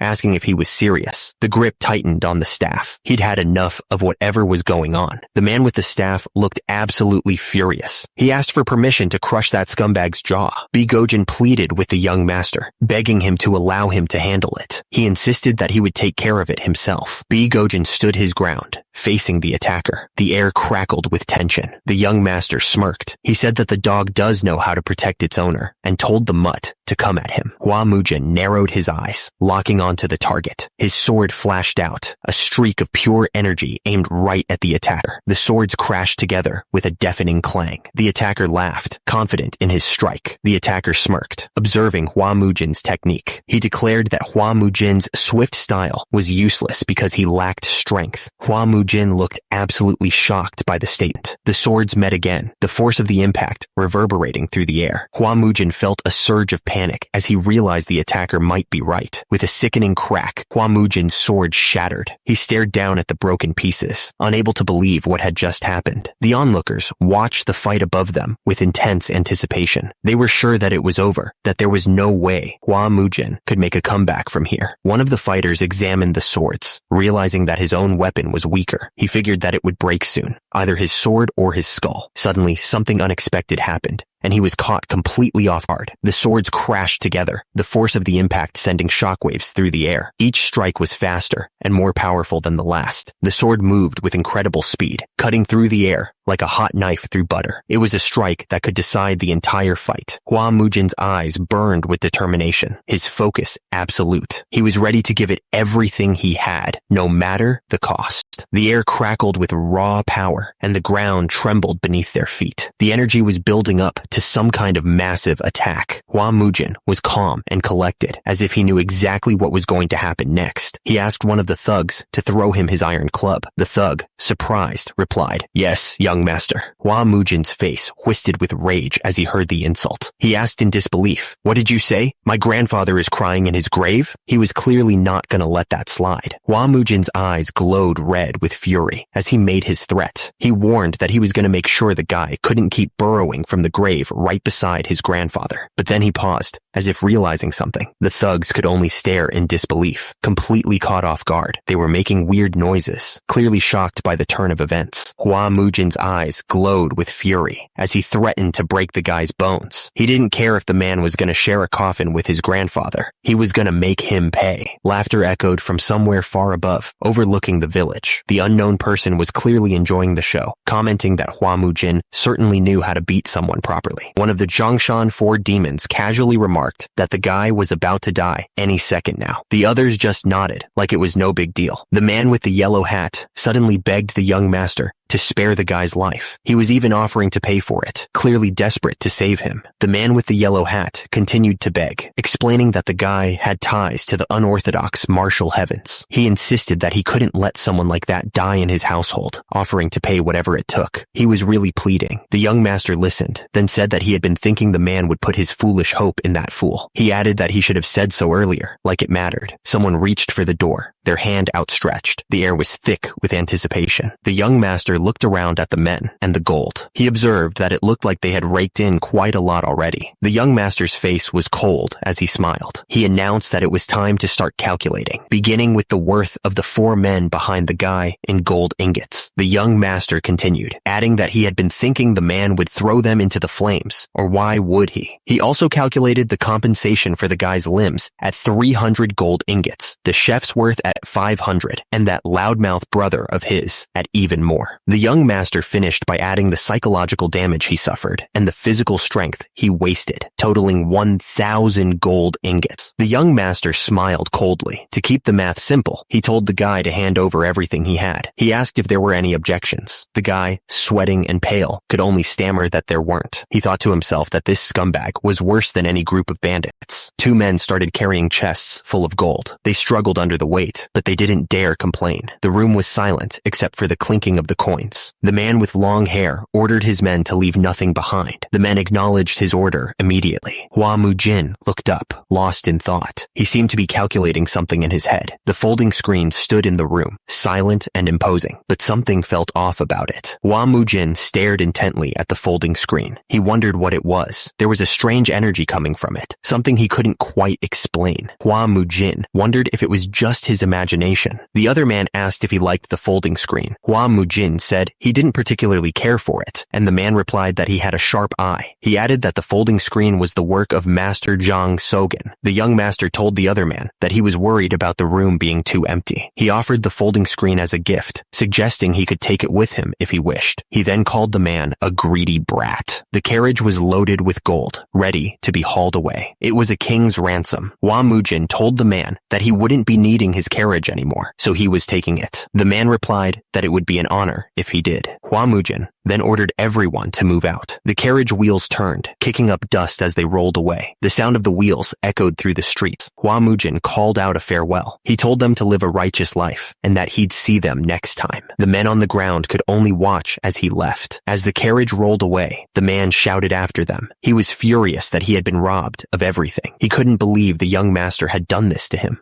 The man looked up to the sky, tears streaming down his face. He cried out, wondering what he had done to deserve this. He couldn't believe he had encountered such a lunatic. Meanwhile, back at the Flame Hua clan compound, the building stood silent. The place was a shadow of its former glory, waiting for someone to restore it. Suddenly, the man's eyes widened. He looked completely shocked, like he had just realized something important. He stammered, trying to understand what was happening. Men were carrying boxes full of gold. The others watched, trying to figure out what was was going on. They were all completely confused. The subordinate was shocked and asked where the young master got all that money. He nervously wondered if he had killed someone for it. The young master denied it and told him to keep the money safe. Anyway, MASOK asked the subordinate how old those people over there looked to him. The subordinate examined them and said that they looked far from ordinary with their strong builds. MASOK said that they all looked to be over 40, no matter how he looked at them. He asked where Chief Do and Elder Joe were. The subordinate said he'd tell them that, and they'd like it. The subordinate explained that very important guests had arrived, so Chief Do and Elder Joe were entertaining them in the reception hall. He added that they told him to bring the young master there as soon as he got back. The young master was suspicious and wondered if another scammer had come to cheat them. The subordinate quickly denied it and begged him not to hit these people. He urged the young master to hurry and wondered what those old men had done this time. The young master had arrived. He walked through the doorway, ready to face whatever awaited him. Two men greeted the young master with enthusiasm. They seemed genuinely happy to see him. The man introduced the three merchant group leaders to the young master. He explained that they had generously supported the clan during difficult times. Pung Kwan O, the leader of the Pungyang merchant group, stepped forward. He said he'd heard rumors of the hidden dragon awakening and now saw that they were true.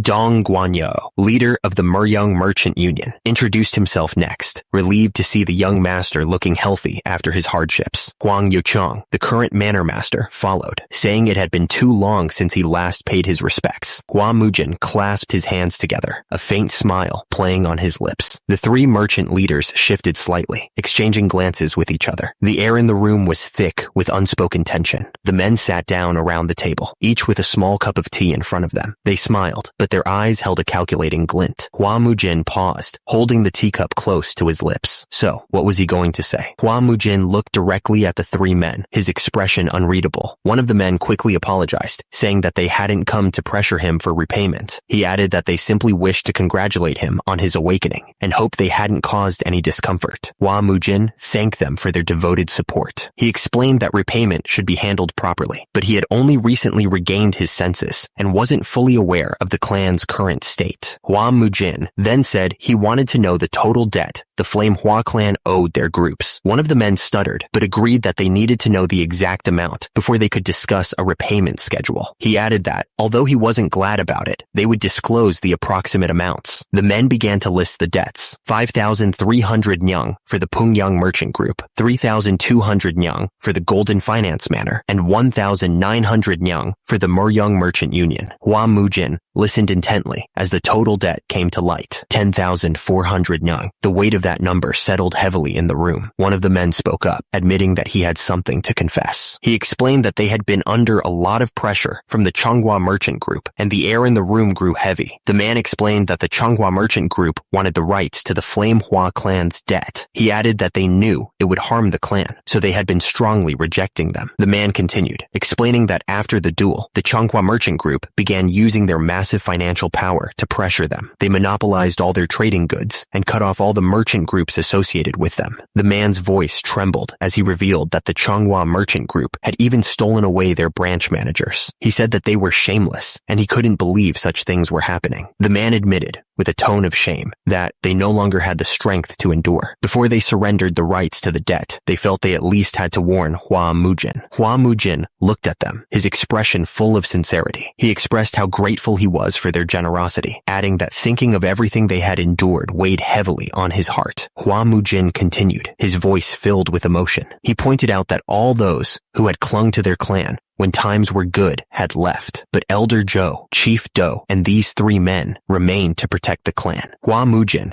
clasped his hands together, his eyes gleaming with determination. He stated that although he may not be well versed in scholarly matters, there was one thing he understood well: debts of gratitude must be repaid properly. Hua Mujin stood tall, a confident smirk playing on his lips. He declared that he would repay everything the Flame Hua clan owed them right away, his voice ringing with conviction. Elder Joe and Chief Do exchanged surprised glances, their eyes wide with disbelief. One of them stammered, questioning if that was truly possible, a glimmer of hope flickering in his eyes. Amujin's eyes narrowed as he spoke with conviction. He declared that, in return for their help, he would free their groups from the Changhua merchant group's control. His words hung heavy in the air. A hush fell over the room as everyone listened. They were clearly surprised by his bold statement, waiting to see what would happen next. Chief Do leaned forward, his expression hopeful. He asked young Master Mujin if this meant he was willing to use force on their behalf. The question was heavy with expectation. Hua Mujin responded immediately with confidence, but another man interrupted in panic, questioning if young Master Mujin even knew who was backing those scumbags. The man's concern was obvious. The man with glasses looked up in alarm. He revealed that it was the Kongdong sect, one of the strongest sects in the entire Murim,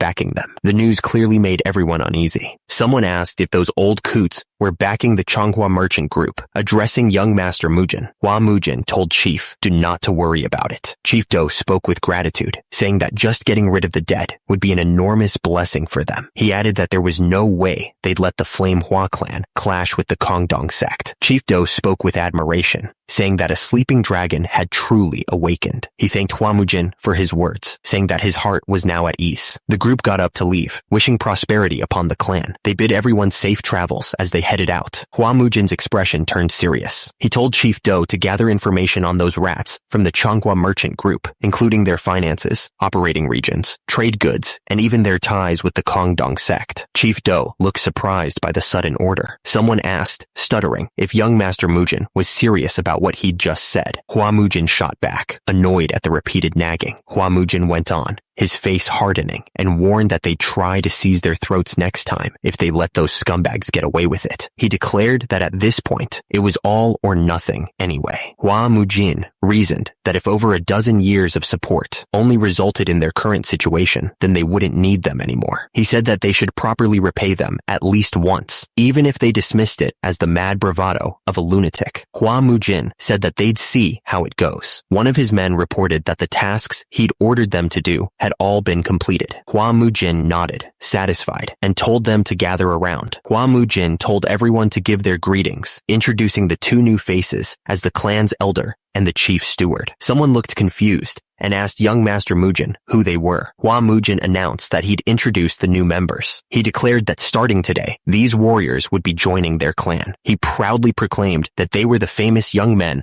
of Zhongshan. The Zhongshan's 4 demons stepped forward as a group. They asked everyone to look after them. Hua Mujin grinned, clearly enjoying the moment. He told them not to be shocked yet, because he had something even more surprising to reveal. Hua Mujin revealed that all of them were younger than him. Someone in the group stammered in disbelief. One of the Zhongshan's 4 demons complained that he was starving and asked if they should go tear into some meat. He wondered why everyone was looking so stunned, assuming they were just overwhelmed by their presence. One of the clan members challenged young Master Mujin, asking if he was aware of the Zhongnan's 4 demons' fearsome reputation. He demanded to know why young Master Mujin would bring them into the clan without asking anyone. Young Master Mujin countered, asking if the clan member had consulted him before trying to sneak his younger siblings out. Young Master Mujin declared that if he approved, they would stay, but if not, they were out. He reminded the clan member that he was the one who would become the next clan patriarch. Young Master Mujin casually told Ma Sok to go buy a cow. A clan member stammered that they didn't have any money, pointing out that over 1,000 gold had just been used to repay their debts. The clan member looked completely shocked by the request. The clan member exclaimed in shock about all the money. Another clan member asked young Master Mujin if he had done something. The clan member looked completely shocked. He stared at the folding screen and stammered, wondering what it was. Young Master Mujin explained that someone said it was one of Jang So-san's pieces and gave it to him. The clan member exclaimed in disbelief, "Jang So-san?" Young Master Mujin continued, explaining that apparently even if they sold it for cheap, it would at least get them 90 gold, so he took it. The clan member looked at the screen, impressed. "Oh, it looks genuine." The clan member asked if that should be enough to buy meat. Young Master Mujin stammered, saying it was more than enough. The clan member replied, "Then stop talking and go buy it." Hua Mujin watched the clan member leave. He stared off into the distance, lost in thought. The folding screen stood silently in the room. It seemed to radiate a strange energy. The next morning, the sun rose over the mountains. The air was crisp and cool, promising a new day. Hua Mujin stood before his clan, ready to begin. He asked if they wondered why he had called them at dawn. Hua Mujin explained that after everything that had happened lately, he realized they all needed special training. He emphasized that the foundation of swordsmanship was the body that wielded it, and no matter how great the martial arts, it was useless if the body was weak. Hua Mujin declared that starting that day, they would begin special physical training. He looked determined, ready to whip them into shape. Hua Mujin added that he would personally oversee it. He stared intensely, making sure they understood the seriousness of his words. Young Master Mujin looked at his clan members, a serious expression on his face. He warned them that he hoped there would be no dropouts as they followed him. He pointed to the sacks of rice at their feet, each weighing 144 kilograms. Young Master Mujin declared that from that day on, the sacks would be their loyal training partners, emphasizing that it was not food, and anyone caught eating it would be dead. Little brother and little sister looked at their sack of rice, comparing it to the others. Little brother pointed out that theirs looked much smaller, maybe 15 kilograms at most. One of the clan members looked confused, stammering as he asked what exactly they were supposed to do with the rice sack. Young Master Mujin told them to hoist it onto their shoulders. One of the men looked at young Master Mujin with disbelief. He protested, saying that the rice sack would need 2 men to lift together, clearly doubting the task. Young Master Mujin glared at the men, his eyes burning with fury. He told them to shut up and pick up the sacks, or they'd regret it. He drew his sword slightly, letting them see the dull edge. Young Master Mujin explained that it might not be sharp, but one hit would crush every bone in their bodies. He told them to lift it up or spar with him. Young Master Mujin turned his attention to the 4 demons, looking absolutely furious. He asked if they were playing around, saying that practitioners of demonic arts shouldn't be so embarrassing, and told them to lift 3 sacks each. He repeated the offer, telling them that if they didn't want to lift the sacks, they could spar with him instead. The man groaned, his body screaming in protest under the weight. He was pushing himself to the limit, every muscle burning with effort. Young Master Mujin watched the trainee struggle and shouted encouragement. He told them that if they decided to lift it, they could. The trainee strained under the weight, his vision blurring. He pushed back the pathetic thought that he couldn't do it, knowing that only death awaited if he aimed for what was impossible. He told them to start sitting and standing, 200 repetitions. The group started the sitting and standing exercise, grunting with each repetition.